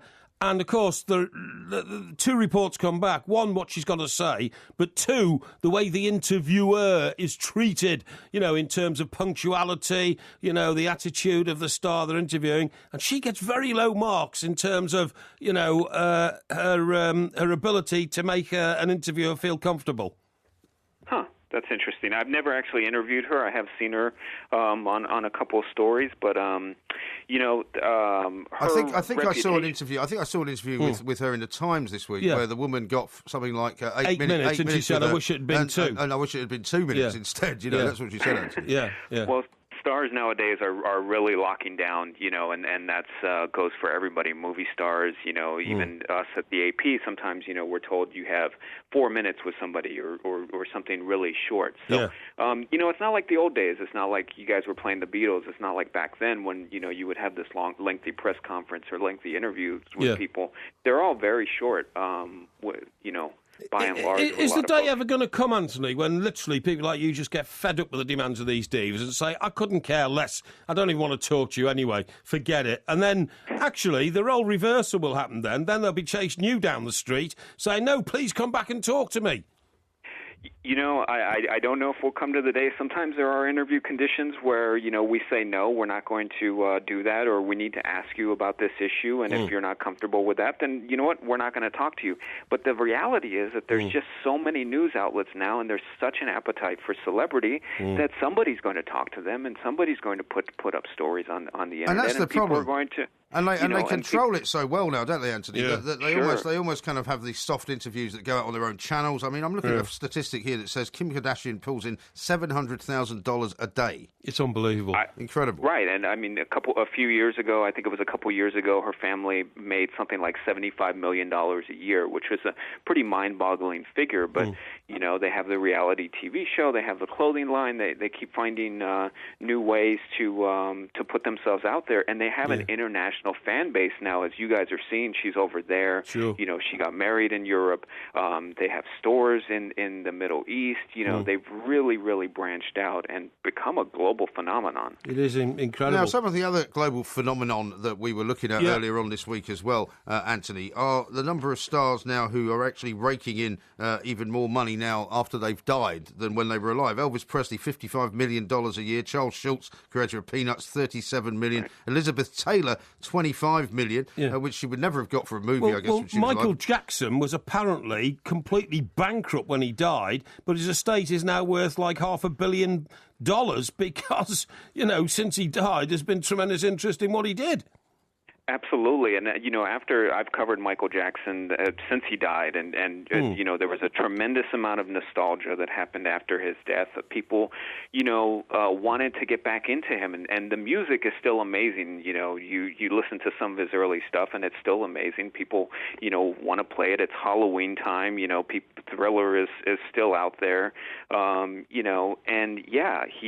His estate has done this gangbusters job of tapping into that nostalgia, finding new projects, finding different ways to commoditize him, and people continue to buy his stuff, and he has new music, and new music will probably be coming out of his for decades. Yeah, it's astonishing, and when you think that these people are worth more dead than alive, you sometimes wonder whether some of these guys who manage these people might see death as a very good career move. Well, it's certainly something that, I have covered a bit of this area. It's something that people do plan for, with all the new technology celebrities now are having to contend with. Do I want a hologram out there of me? Do I want my likeness in an ad, 20 years after I'm dead? And what would I endorse? Would I endorse watches? Would I endorse perfume? And they have to look ahead, like beyond their obituaries, and say, I'm okay endorsing this, but not this. I don't want to do this. And, so it's something that I think every celebrity that reaches a certain stature and has the ability to make that money now has to consider and, even look into the future, what technologies they want to be represented. Well, do you know what, Anthony? Honestly, the perfect example of what you've just said, which absolutely encapsulates the detail you've given us, is Albert Einstein. I mean, Einstein was a scientist, the most famous scientist ever, man who invented the A-bomb and all this kind of stuff. He died in 1955. His estate is turning over £7 million a year because these days kids are going to Disneyland and buying computers called Einstein, this, Einstein that. I mean, it's astonishing. Right.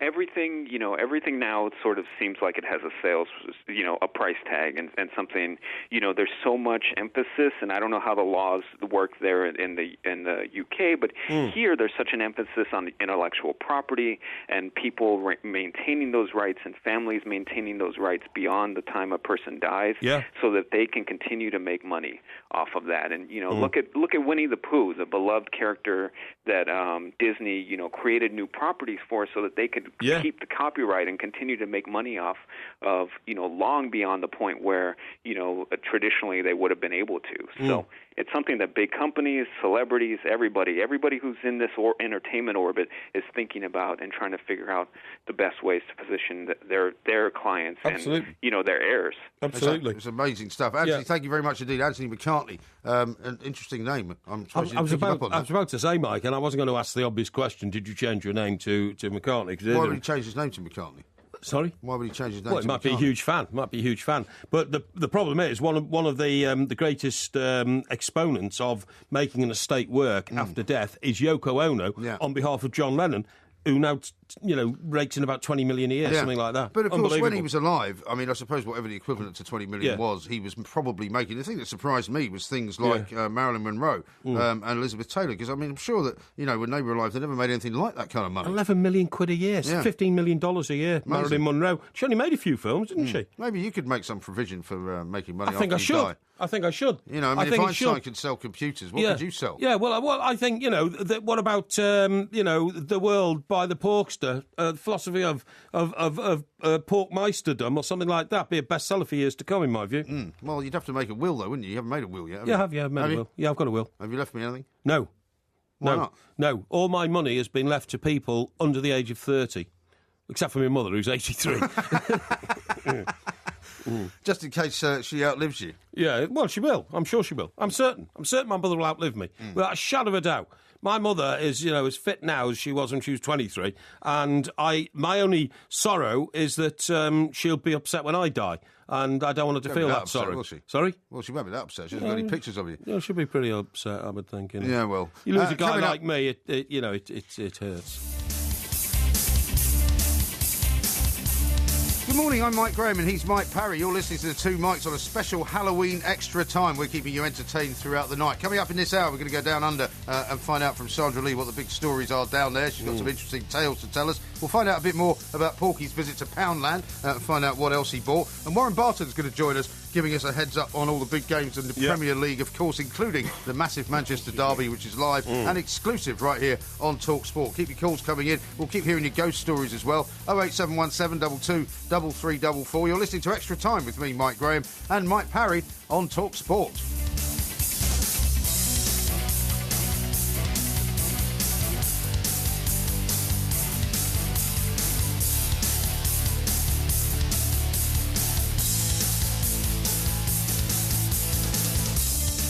This is TalkSport Extra Time. There will be a podcast coming out a little bit later on, hopefully this morning. Just keep following at the Two Mikes, at Mike Parry 8, at IROMG, and of course we will let you know as soon as it is available. That is it. We touched on this interesting visit to Poundland that you made a little bit earlier on, because one of the things you notice now if you walk around any high street or any sort of shopping mall is that the Poundland is taking over. I went actually to one not far from me down by Surrey Quays, and there used to be a massive Dixon's there, and they all closed down, of course, the electronics goods shop. That's right, yeah. And now they've got Poundland in its place. Do you know what? Further down the road from this Poundland is a 99p shop. That would confuse you, wouldn't it? Yeah, it would, yeah. Because everything costs, but what I mean is, 99p in there. This Poundland is just amazing. You go in and they've got, like, loads of stuff, like, for the kitchen and the bathroom. Because in addition to everything I told you before, bleach and all that, I also got these sprays. Yeah. You know, like oven what spray. What sort of spray? Well, the one that I burnt my hands on, for instance, you know, the oven cleaner. What were you using oven cleaner for on a plate, then? Well, because what happened was I used the wrong pan to do the sausages yesterday. All right. And it was a non-stick. Do you see what I mean? Yeah, I see, yeah. So a lot of the old skin off the sausage, and I didn't realise it was... Stuck to the pan? Stuck to the pan. Right. So you just soak it, couldn't you? Well, I did soak it for a bit, but it didn't all come off. So I thought, I know how to do this. So I got out the old... But unfortunately, look how burnt my hands are, see? I can't really... They don't look burnt to me. They are, they're all burnt. Look, I'll show you closer. Well, I'm looking. I can't really see. All the hair's off them. You've got no hair on them. Well, look, what do you think that is there? That's a burn. Is it? Right, they're burnt. Talking to the microphone. No, that's a burn. You're not Feel talking it. to the Feel it. microphone. I don't want to feel your fingers. Feel it. My fingers I are don't want burnt. to feel them. It's agony, man. I'm in pain. I mean, this and then getting my car smashed in and, having to You're not help having with a you good week. cheating You're in like the guy from Ramsgate. cheating in the... You thought he was having a bad week. In the quiz and all that. Anyway, these pound shops are incredible. Do you know so what? You've given us about 10 things. Do you think you can remember the other 10 things you bought? Well, I bought two Do you of think we'd some. have the music for it? I bought two of some, but I'll go on. through them again if Let's you go. want. Yeah, let's go. What did you buy? Right, I bought push-down soap. Push-down soap, yeah. container. Bleach. Yeah. Shower gel. Shower gel, yeah. I bought... Any particular flavour? No, I bought oven cleaner. Oven cleaner. I bought 3 tubes of toothpaste for £1. 3 tubes of toothpaste. Twice. Cuddly toy. No, don't be ridiculous. I bought a pound box of Maltesers. Maltesers, yeah, got that. Pound box of licorice all sorts. Yeah, got that. I bought... I know what I bought. I bought... That's good. I bought... You didn't buy Mike Parry's Porky Talksport quiz on DVD? I bought a tin of something. I can't remember what it was now, but it was a tin Pears? of something. No, Sardines? it wasn't food. It wasn't food. It was something else. It was like cleaning stuff, No, I tin bought of a load of cleaning cleaning stuff. Yeah. Okay. I bought. Any pens? I didn't buy any pens. No. I did. I bought I bought 3 pads. Right, pads. 3 writing pads. Yeah, okay. £1. Okay. £1 I think each. it was £1. It's a Poundland. Yeah, I'll tell you what I did. I had an eye on Christmas, so I bought a huge bag of multi-flavoured crisps. Right. Okay. What, for £1? For £1. Wow. And then I bought a set of cleaning brushes. A lot of that's stuff, right. that. I did, yeah. So, when you add it all up, but it was all very heavy because it was all bleach and all that kind of stuff. Yeah. I had somebody to carry it to the car for me, which is very helpful. You had somebody carry it to the car Yeah, from Poundland? Yeah, I did, yeah. How much were the plastic bags, by the way? Were they free? Well, I didn't pay for them. Did you? I gave the guy 20 quid. I went in there with a mission. I thought, right, I have £20 here. I'm going to come out with 20 things. Yeah, Right. and I did. Great Counted idea. it. You weren't Yeah. hungry when you went in there, were you? No. Because Why? sometimes if you're hungry when you go shopping, it's a very, very bad idea. Because if you go shopping when you're hungry, Yeah. what happens is you end up buying loads and loads of food that you end up actually not needing to eat. Well, it's funny you should say that. But actually, I've been studying a report this week which says all the critical decisions you make in your life, you should make when you are hungry. Really? Yeah, absolutely. What Absolutely you mean? true. Obviously not compared to food. Because I find if I go to a No. supermarket when I'm hungry, Yeah. you just end up buying loads and loads of food because you Well, fancy eating I it. never go shopping when I'm hungry. Well, you don't really go That's shopping, do ludicrous. you? Yeah, I do. Of course I do. Yeah. I mean, sometimes I don't like to go into a pub when I'm hungry because it means I might eat peanuts or crisps or something like that, which Yeah. are not good for you. You know what I mean? Well, actually, peanuts are good for me because the oil in peanuts actually keeps my heart going. In fact, it's almost essential. I have a bag of peanuts every day. Do you eat to a bag keep my every heart day? going. Well, I try to. Did they not have any of those in the pound shop? You could have bought like 20 bags of peanuts for Well, 20 quid. you wouldn't want to. They go off very quickly, they? peanuts, in my view. You've got to have fresh So peanuts who says every day. this about this? You make these decisions when you're hungry. What sort of decisions are you talking about? Like I'm decisions about your job. I'm talking about decisions about your Decisions about job, your love life? decisions about you're selecting a mortgage and all that kind of stuff. And funny enough, I looked at it, and I said to myself, right, that could be where I've gone wrong in life. You have to literally be hungry and almost have your stomach rumbling when you make some major decisions in your life, because that is the way to succeed in life. I have a report on it which I've been studying for a while. And if I can find on my computer where the source of this report is... What computer? This computer in front of The me here. computer in front of you. The by great way, research by the material. By the way, I'll tell you something else I came across, right? Now, you and I, the two mics, OK?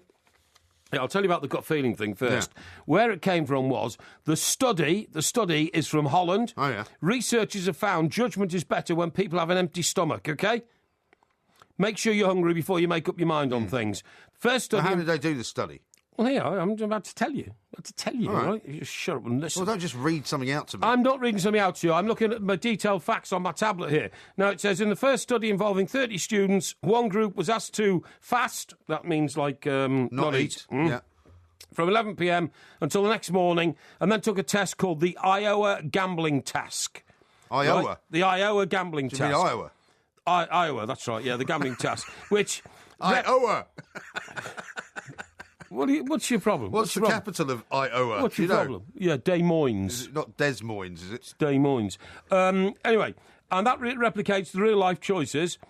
A second group had breakfast first. Now, in the second study, 50 students asked to do a similar experiment, but beforehand, ranked how hungry they were on a scale between 1 and 5, and then there was a third study. Anyway, in the third test, hungry participants were better able to resist choices that brought immediate rewards, but were ultimately disadvantageous, i.e., a quick fix did not work, OK? Right. And a woman called Denise Derrida from Utrecht University says that being hungry challenges the conventional conception of the detrimental role of impulsive decision-making, OK? But that would say, for example, if we were to take that attitude onto the football pitch, when I was reading out earlier to you what Stephen Gerrard eats on match day, yes, it sounds to me like footballers, for example, who you're always saying have to make a million decisions in the space of a minute. Their decision-making is obviously based on a full stomach, not an empty one. Well, yeah, but I mean, they burn it up so quickly, it doesn't matter. They burn up calories so quickly. You can lose thousands of calories during a football match in 90 minutes. You can actually lose up to half a stone. I remember Ray Houghton telling the story of when he played in the World Cup in America when it was really, really hot. Yeah, that's right, yeah. Some of the Down players in Miami were losing like a stone during the course of a football match. I think Al told me on Brazil he lost nearly a stone in Spain when he played against Brazil, I think. Really? Or New Zealand, one team like that. Listen, the other thing I was going to say to you was, right, it's interesting this, because I do all my research, thoroughly throughout the week. I can see that. Liam Gallagher's band has now broken up. BDI. And this is not a rumour. I must say I wasn't mourning their breakup particularly. I never heard a record. It wasn't they like made. the Beatles breaking up. No, exactly. I never heard a record. But this is the issue. So he puts out this tweet saying, BDI is no more. Thank you very much. I respond, of course, by saying, give your brother Noel a ring and see if you two of you can get back together. Yeah. One of my favourite groups, Oasis. Noel... That's never going to happen, is it? No, because Noel responded to all the speculation by saying that would be going backwards. I admire him for that. He said, look, Oasis is over, That happened and that's it. And he likes his... What's his group called? He's got a group, hasn't he? Well, he did an album called High Flying Birds, I think, didn't he? That's the one. But that's I think the one. it was just by... I don't think he had a name for the group. I think he has. Yeah, I'm reading a quote from him here. He says, I really, really enjoy where I am with my music and where I am with my band. And his band is what you've just said. High Flying Birds, is it? Yes, Noel Gallagher's own group, High Flying Birds. Oh, OK. I thought that was the name of the album. No, he says it's a very creative thing. I wouldn't be willing to give that up for anything, OK? But what he does say, which is so interesting, because we're known as the two mics, OK? Yeah. So you're MG and I'm Porky or whatever, the Portmice or whatever. And we go out and you get irritated constantly because people think you're Porky because they don't recognise you as MG, right? No, I don't. Yes, you do. You get constantly annoyed about it. No, I don't. You do. You're making that up. No, I'm not. No. Nobody thinks I'm Porky because when they see you, they recognise you straight away. You're much more recognisable than I am. Well, that's what I mean. I think you don't like the attention. No, I get. I'm very happy for that. No, I don't. I'm absolutely delighted that you are the one that they recognise because I'd rather wait in the background. You're the one that likes all the adulation. Hang on, you love all that. Let me read this. No, I don't. I find it, something that I have to do for my. Is that why you went home early last Friday? For our listeners, well, I wasn't well. Now, this is what Noel Gallagher, who is the brains of the group. We know that he wrote all the records. Well, he's the creative source of it as well, really. He says to me, what annoys me about as much as... He said this to you? He said this to an interviewer. Right. So he's saying it to me as a member of the general public. Right. What annoys me about as much as it can is when I'm introduced to people as Liam Gallagher, which happens on a regular basis. I was at a party the other night and loads of posh people, sorry, microphone went a bit there, loads of posh people were going, Liam, how are you doing? It's a common occurrence. And he told that to a magazine called Maybe Q he was Magazine. winding him up. No, Q Magazine. But I mean, that must be as irritating as hell. Because, of course, although Noel Gallagher was the creative genius behind it and the brains... Liam was the front man, wasn't Exactly, and he was the guy who gave it the old attitude, wasn't he? With the glasses, the parka, hands behind his back, leaning into the microphone. Very the old distinctive Mancunian thing. Yeah, very distinctive way of singing. Yeah. And in fact created a genre of like a loutish sort of yobbo, didn't he? You know what I mean? Or something like that. Do you remember what Noel said about him after he appeared at the closing ceremony of the Olympics? When his voice sounded really awful, actually. No. And he said, I didn't think much of that Oasis tribute act that was on. Really? Yeah. I mean, I haven't spoken for years. But anyway, no sign of them getting back together. We will be getting back together, of course, though, coming up very, very shortly. More from the two mics on Talk Sport. We'll have Sandra Lee.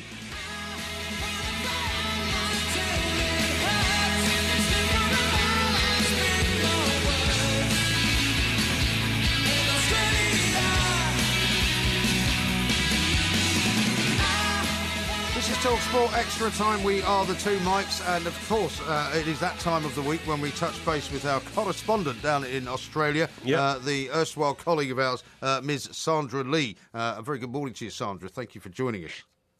It's my pleasure, as always. Now, I've just learned that you didn't realise that our clocks had changed, so you weren't expected to hear from us for another hour, so my apologies for that. But it's hard to keep up with the old international dateline, but we've got loads and loads of stuff to talk to you about. It's Halloween here, of course, as well, and so that Porky doesn't ask you this, because I know he'll want to, has Halloween become the same hideous kind of, shall we say, commercial enterprise that it's become here? It's growing into that here. It's not an Australian tradition. It's one of those pagan traditions from America. But it is getting bigger and more popular. And literally around where we live, there are hundreds of houses that are bedecked with sort of Halloween scary creatures and skeletons and spiders and all sorts of things, and lots of pumpkins. And so it's becoming quite big. Yeah, Sandra, you're right. In this country now, local authorities are going around telling people to take down some of the so-called decorations because the mutilated, bodies they've stuck on the houses are so appallingly graphic. Upsetting. They're frightening children, yeah. But anyway, we'll come to that later. Sandra, I want to talk to you about a guy called Peter Foster.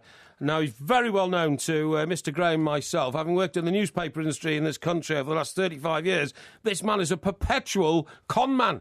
I mean, I remember once when I was working at News International, he came in and told the editor of the News of the World, Sam Fox, who was the very first Page 3 girl in this country, was pregnant, she had a baby, she'd built a nursery for the baby, and they sold this story for tens of thousands of pounds. It never happened. And he's been doing this and inventing diets, inventing magic tea and all this for years. Now he's finally been tracked down to his lair in New South Wales, and he's off to pokey, isn't he? It looks like that, and finally, I mean, this guy, as you say, he has got a record as long as his arm. It's just unbelievable that he's been able to evade authorities for the last year, because he's been on the lam pretty much, and I think the Wallopers have been after him, but they've not been able to find him. But it seems like he was running another betting syndicate, an international gambling syndicate, right under their noses in Byron Bay. Yeah, it's unbelievable. Just let our listeners know. I'm just going to say just a bit of background, so people will remember, or they might not. The reason he came to fame more recently in this country was because he was the boyfriend of Carol Kaplan, who was the kind of fitness guru to Sherry Blair, and he helped. Tony was in Downing Street, and helped Sherry Blair buy 2 flats in Bristol at discount rates. To which she sent him an email saying, "Thank you so much for all your help." And of course, he was even a convicted con man then. But then it was all about the convicted con man getting inside Downing Street and having access to all kinds of things, and nobody ever really proved anything about it. But it was very upsetting for Carol Kaplan, of course, wasn't it? Yeah, of course it was. Yeah. So is he as well known down there as he is here, or did he just, he is Australian, isn't he? Yeah, he is. Yeah. Or did he is Australian. So he scuttled back to Australia after running out of other places in the world to practice his evil trade. Yeah, exactly. And he really is, he's a real grifter. He's been on the run for a while, and this latest syndicate that he's said to have set up out of his home in Byron Bay is going to bring down several big investors, and they're going to lose their life savings and millions of dollars. So I don't know how he manages to con all these people. He must have a touch of the Blarney or amazing charm, or I'm not sure what it is, but the photographs of him now that are coming out after his arrest, he looks like the wild man of Borneo. He looks like Porky, doesn't he? Thinks he bears a bit of resemblance to Mike Parry these days. Funny enough, Sandra, that's not so ridiculous. I had, of course, mocking references to me looking like him, as usual. I seem to look like everybody who looks like Uncle Fester these days. And I don't believe it. Well, true. I mean, Sandra, you only remember me as the lithe young man I was in New York in the 80s, obviously. But, He's still short, though, mind you. Hang on. It was the 90s. Don't date me that much. Yeah, that's right. It was the 90s. Yeah, time has taken its toll. Now, talking about time and taking toll and all this, the way things change, Sandra, I understand there's a new production at the magnificently architectured Sydney Opera House of Swan Lake, but it involves male dancers only. That's right. And do you know what? This is a British production. It came out of London in 1995. Your magnificent choreographer, a chap called Matthew Bourne, invented this version of Swan Lake. Matthew Bourne, yeah. And it is the same version of Swan Lake that was featured in that brilliant movie, Billy Elliot. Oh, right, I see. Yeah. So this is Yeah, not new so to it- anybody who knows anything about the arts, which you claim to Of know course about. it's new, because it's all male. Well, no, it's not. It because wasn't all male last time. It wasn't Are you all sure? male. It wasn't Yes, all... it was. Yes, it Yes. was. Well, it Sarge was. just said it was. It's been all male since 1995. Hang on, it This is was- breaking news. Excuse Porky's me, discovered hang a on, story. hang on, It's hang on. nearly 20 Hang years on. old. Well, it wasn't all male in Billy... It wasn't all male in Billy Elliot. Yes, it was. Yeah, it was. Oh, was it?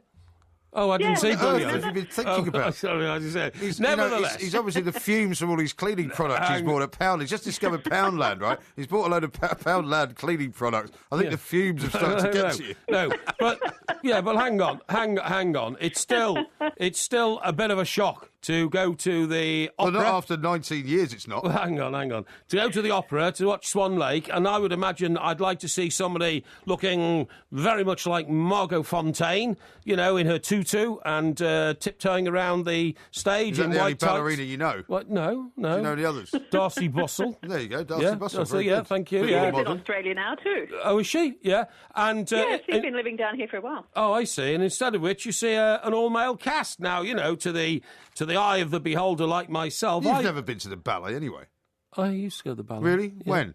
I went out with I had a girlfriend whose father was a multimillionaire. Right. And he supported the arts, and he was a member of the Arts Council. So we used to go to the Royal Opera House and watch Swan Lake, What, did actually. he give you tickets? Yeah, free Well, tickets, you were yeah. silly. Yeah. You were a bit silly then, Mike. If you had a girlfriend who was the daughter of a multimillionaire, you should have kept her. Well, I think she didn't want to keep me. That seemed to be the problem. But anyway, you know, I didn't want to be a kept man. You know me, Sandra, you know, completely independent. Now, Sandra, we're getting more Have you got stories. any more stories for about 20 years ago No, that we can excuse talk me. about? I've got stories. There's been another shark attack, by I was the way. about to say, I've got a story from 20 hours ago about a surfer who put his foot in the mouth of a shark and, amazingly, has still got 2 feet. Yes, exactly. It's another incredible story. Every week it seems that when we're talking, or every second week when we're talking, there's a shark attack. And this is yet another one. This fellow is a champion surfer in Australia. And he said he couldn't exactly see what had happened, but he felt this thing clamping onto his foot and thought, oh, my God, it's a shark. Yeah. And so then he yelled out to everybody around him, shark, shark. And he's been airlifted into hospital and got some incredible puncture wounds, which, of course, he's put onto his Facebook page so everybody can see it That yet seems again. to be the thing to do now, doesn't it? Because that's what happened the last time. You get these rather graphic pictures on Facebook of people who have been bitten by sharks. It's an odd thing to do. I think if I got bitten by a shark, I wouldn't want to put the pictures anywhere. No, I would exactly. You'd be thinking second about it. But anyway, but he does say, I mean, typical laid-back Aussie. He says it could have been a lot worse. I got pretty lucky. I mean, I've still got the foot. Well, do you know what? I saw the boy being interviewed, and I'm not kidding. If anybody in the Northern Hemisphere had gone through the trauma of almost, you know, losing a limb to a shark and all that, they'd be in shock. They'd still be in hospital getting treated for, you know, paranoid sort of delusions and all that. This guy was just sitting on the beach flashing his wound, and he looked like one of those guys out of the Foster's beer advert, you know? Happy-go-lucky larrikin who just another day on the beach at Bondi. That's pretty much what he looked like. You know, you'd think that all he needed would have been a Band-Aid, the way he was acting. He was so relaxed about it. I know, it was amazing. Amazing attitude you have to life down there, Sandra. Next time the other Mike and I are down there doing a stage show in Sydney or something like that, we'll be sure to call in on you. I'm looking forward to that, and you might be a part of your own sort of opera house deal. Absolutely. Yeah, absolutely. we could Who do. knows? You never know. Who knows? Sandra, listen, thank you as ever for joining us. Sandra Lee there, keeping us updated with all sorts of stories from down under, including one from 20 years old that Porky's only just spotted. Excuse me. Well, The proof is in the pièce de pudding. resistance. All right, I'm going to ask our listeners, how many of our listeners knew that there's a production of Swan Lake Well, they going probably on didn't care. with male dancers only? Well, they probably didn't care. How does a male dancer replicate, you know, the gorgeous Margot Fontaine, the beautiful Darcy Bussell? I mean, how do you do it? No, I don't know. You could be a male swan just as easily as a female swan, I would have thought. But you don't understand, Mike. You don't understand. In Swan Lake, the male and female genre complement each other. Yeah. You see what I mean? Well, why can't that just be two males? That's the whole genre of the passion of the play. You and don't all know that much kind of about stuff. ballet, do you? I know enough about ballet. Thank you. Well, Enough with about we're going to keep the arts theme going. Because coming up next, we're going to do the second edition of Porky Vision. I'm hoping that this time you'll look at the television of the week is going to be slightly better because we remember what happened last week, where you gave away the next episode of Coronation Street, only to discover that in fact it had already gone out on Monday night. Yes, exactly, yes. So hopefully this week you'll be slightly more up a to bit date. of a mistake. Porky Vision, the Porkmeister, and his look at the world of television coming next on TalkSport.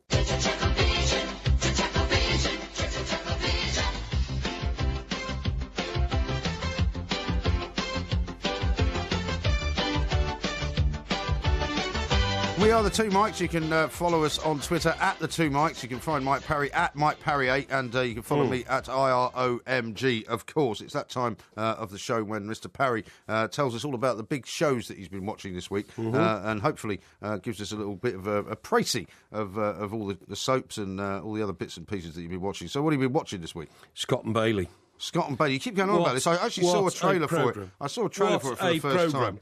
What a programme. Utterly fantastic. Is it? Now, there's a huge controversy now building up around this programme, OK?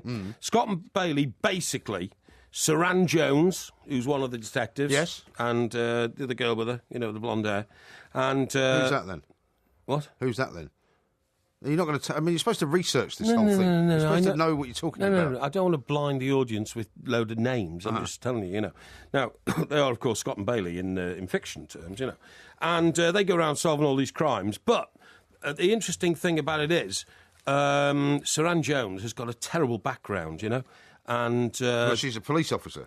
She's a police officer, but she had a terrible upbringing. She battered her way out of a sort of very, difficult upbringing. Her mother was a wreck and all this. And during the course of the latest investigation, which is a horrible one about slavery, keeping slave workers in the shed at the bottom of the farm and all that kind of stuff, her mother dies.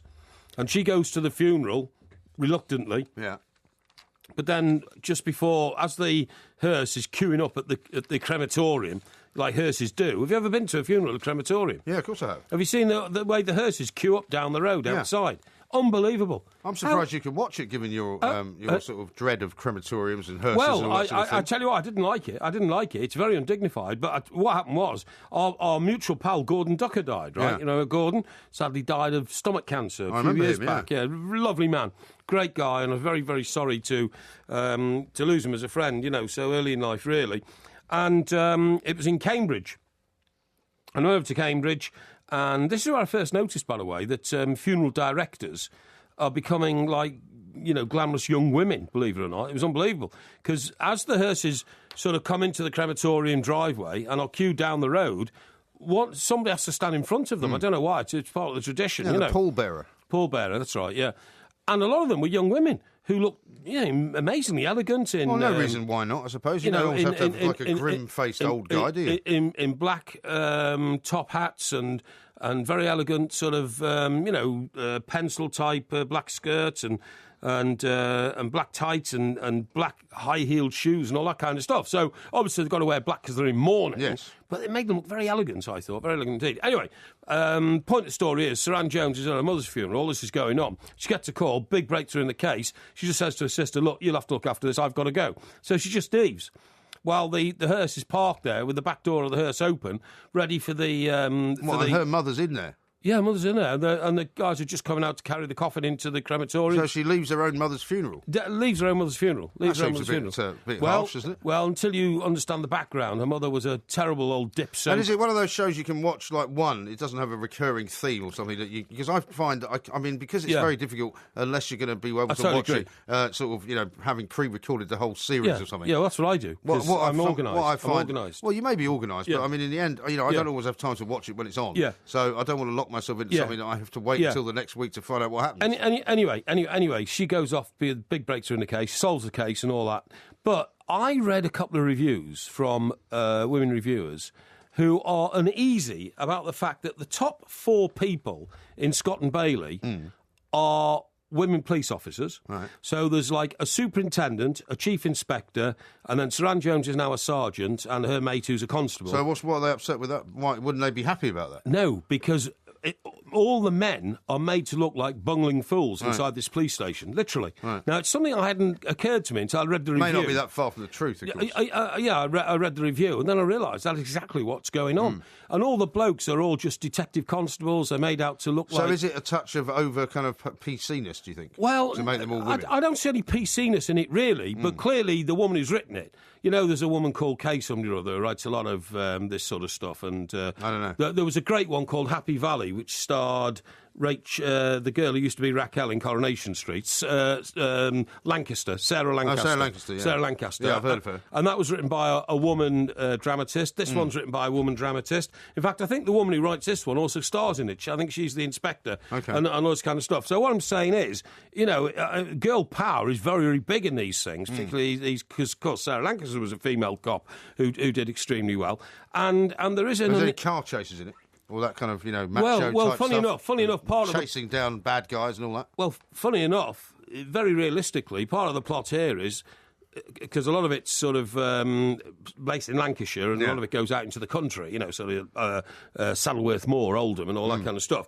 And they chase a guy who does a runner from one of the farms that they visited when they're on the trail of these slaves being kept. You know, and in his attempt to escape, and he's clearly intoxicated when he makes a run for it. His car hits a wall, turns over, bang, he's dead. Massive investigation as to why the cops chased him. You see what I mean? Right. You know, because they're... Which is what happens in real life now, Of course it does, yeah. But anyway, it finished last night, and it's brilliant So series. the whole thing's over now? Well, it was... You just said, did you have to follow the whole lot? Yeah. But is the series over, is what you're saying? The series over, but the first 4, right, were individuals, and then they made the last 2 a double header, you see what I mean? To make so it... it was a bit of a cliffhanger at the end, or not? A bit of a cliffhanger. So there'll be a new series, presumably? Well, I hope so. But anyway, look... So what else did you watch? Because we haven't got that much time. You've only told us about one show. Grantchester. Oh, yeah. Now, Grantchester is about... It's a strange one about Jerome... what's his name?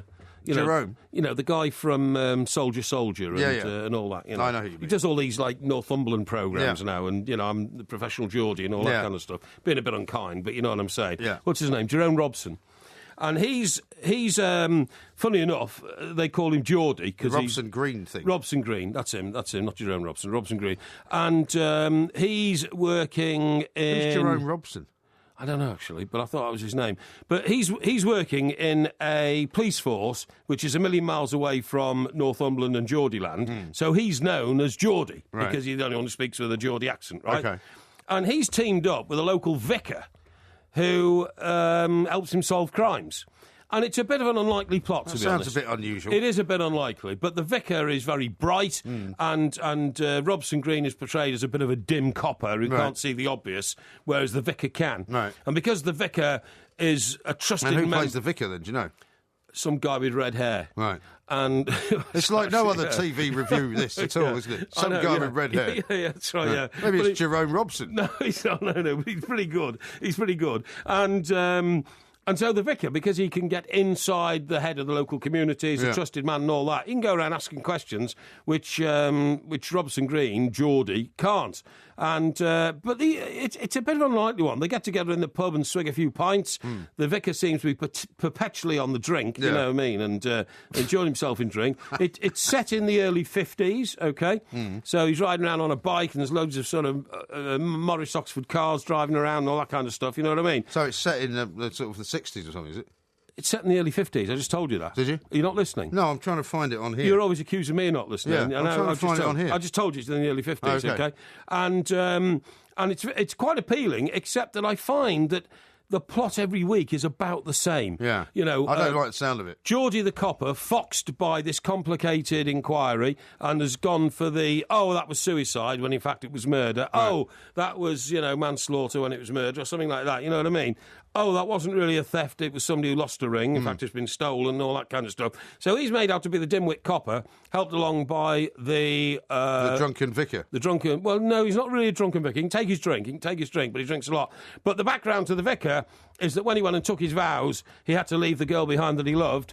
But she keeps coming back to this rural parish that he works in, and basically is asking for a bit of action. But of course, him being a vicar, he's got to be very careful. Be careful, man of the cloth. Yeah, because she's gone off and married somebody else anyway. So you've got to be very careful about all that sort very of thing. tricky. You know what I mean? Well, it's a very, so there you go.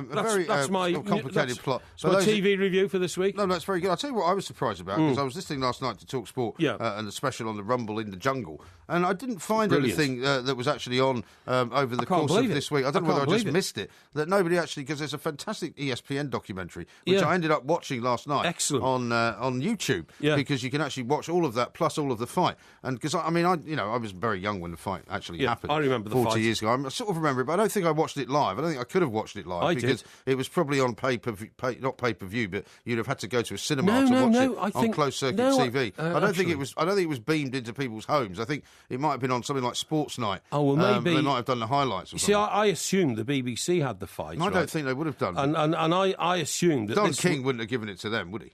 I mean, you can't imagine him unless they pay. Don King the promoter? Yeah, he was. Yeah, he's right in the middle at the end. Yeah, of course. I just watched it last night. Looking very young. I remember I had this vision in my head that I'd seen it, but I probably hadn't. I've definitely seen it. I must have seen a replay. Oh, you'll have seen it many a day times, later or something like that. Well, as I watched the fight, I recognised quite a lot of it. Oh, yeah, I remember the rope-a-dope. Ali was like an anthropologist. He put his arms across him like that, like an anthropologist. An anthropologist? What, a man who studies the origins of man, you mean? If you cross your arms across your chest... What's that got to do with anthropology? I'll tell you. If you cross your arms across your chest, you'll see that the hairs in your arms go straight down to the floor. That's the angle at which the hairs are on your arms. What's that got to do with anthropology? Because through the course of time, man has protected himself from the elements like wind and rain by crossing his arms across his chest. Really? And for that reason, no, it's absolutely true. I don't think that's why he did it. I want anybody out there who's listening to try this. Cross your arms against your chest, look down at your arms, you'll see that the hairs go straight down to the ground, because that's anthropological. And what Ali did was... Yeah, he adopted the anthropological pose on the ropes. He let George Foreman wear himself out, hitting him on the shoulders, and then, literally, when he saw Foreman at a point of exhaustion, he stepped forward, hit him 4 times and put him down. Round 8, yeah. It was brilliant. Absolutely astonishing. Hopefully there'll be some of that you can watch. If not, you can watch that on YouTube. That'd be my recommendation. That's our second edition of Porky Vision. We'll see if we can get a third one out of him same time next week. Coming up next, we're talking football with Warren Barton.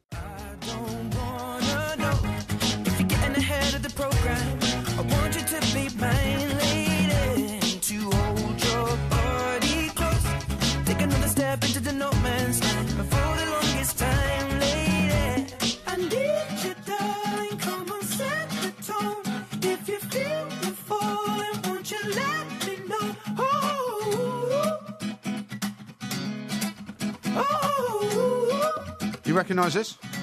Do I recognise this? Yeah. This music. It's very appealing. You like it? I quite like it, yeah. Go on, you have to tell me who it is. Would you like to go to a concert?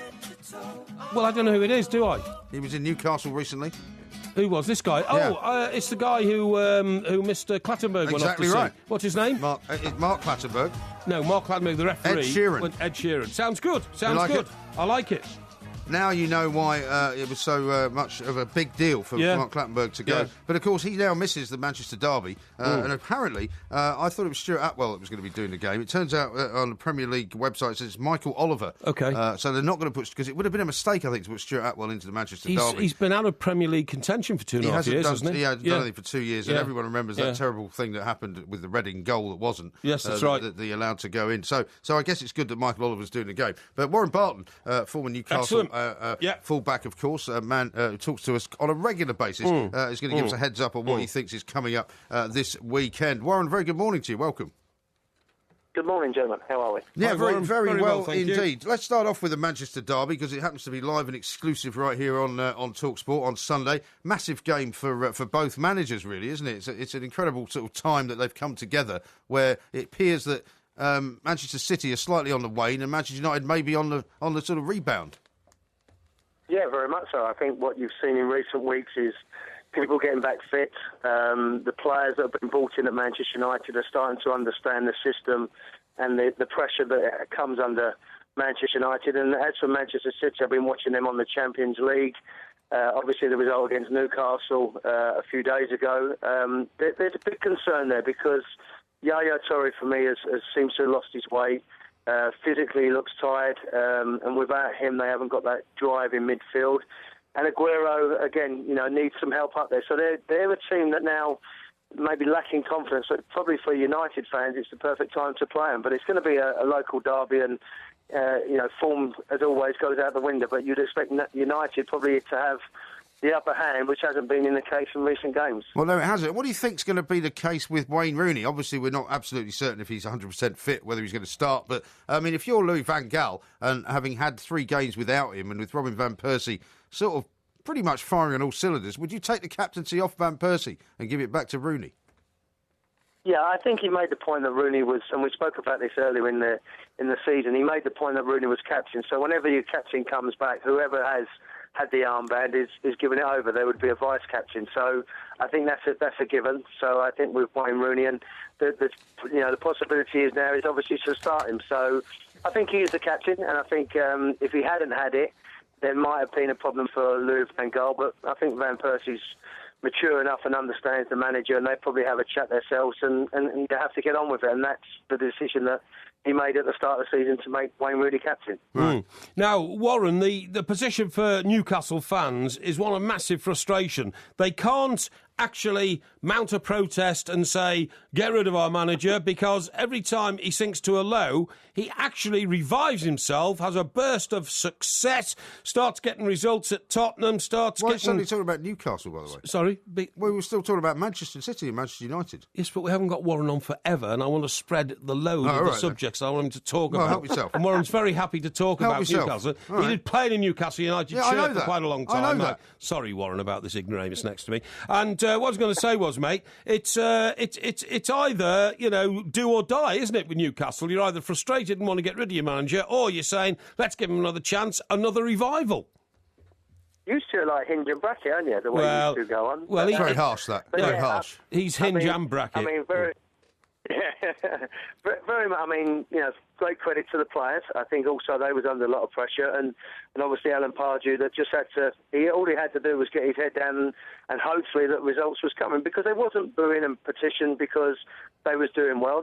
He's in a result business. He's experienced enough, but he's managed to get a couple of results. But he needs to get more, and obviously go up. So it helps that Sunderland are struggling as well. People know the North East that when that happens, so that takes added pressure off as well.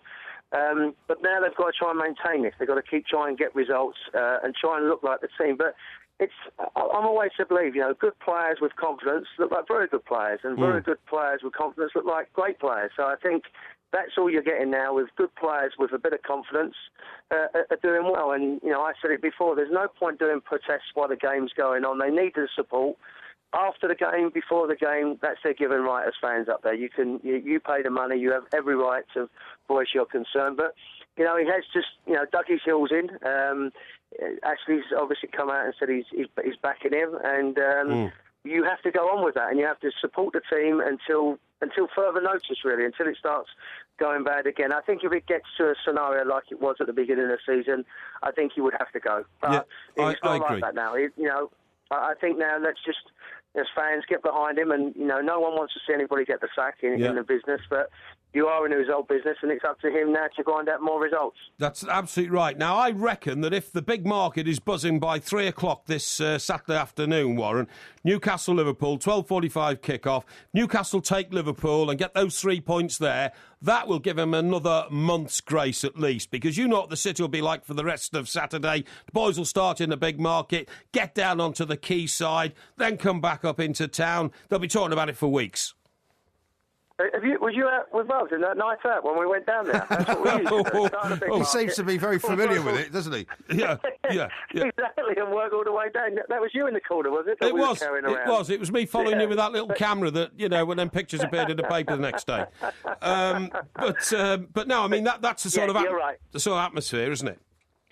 Yeah, exactly. I mean, that's when you know the area, know the people. If you can give them what they want, and that's, a win, have a great Saturday evening, get yourself ready, and they're okay for the next week. So it's easier said than done, but if you can do that, then they get behind you and support you to the hill. It is easier said than done, because, I mean, people seem to be writing off Liverpool a little bit at the moment, and we don't know whether Sturridge is going to be fit. It looks like, from what the papers are saying, he won't be fit for maybe another week. But a dangerous team to write off Liverpool, aren't they?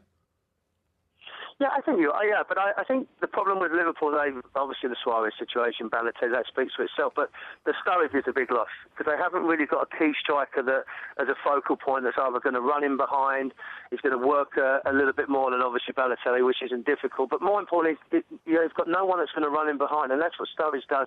He stretches the back line and then creates space in that midfield for people like Henderson that was pushing on, getting goals last season, even the likes of Steven Gerrard. So there's a little bit more to the system than maybe just losing Suarez and Balotelli's not working. I think when you look at the bigger picture, Sturridge is a threat with pace behind. Sterling's got that pace as well, but he's only a young kiddish, so you've got to give yourself time. But you're right, they've got enough quality there.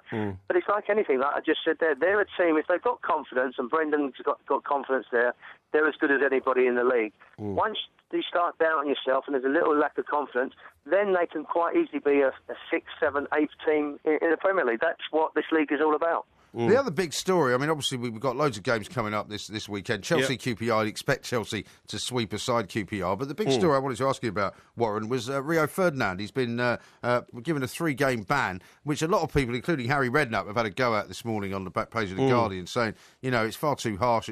Mike Parry was saying earlier, it's not really anything to do with football. What's your take on Rio? I mean, my take is that, he's kind of stuck 2 fingers up to the FA, didn't bother answering the original charge, and that's why he's been kicked out for 3 games.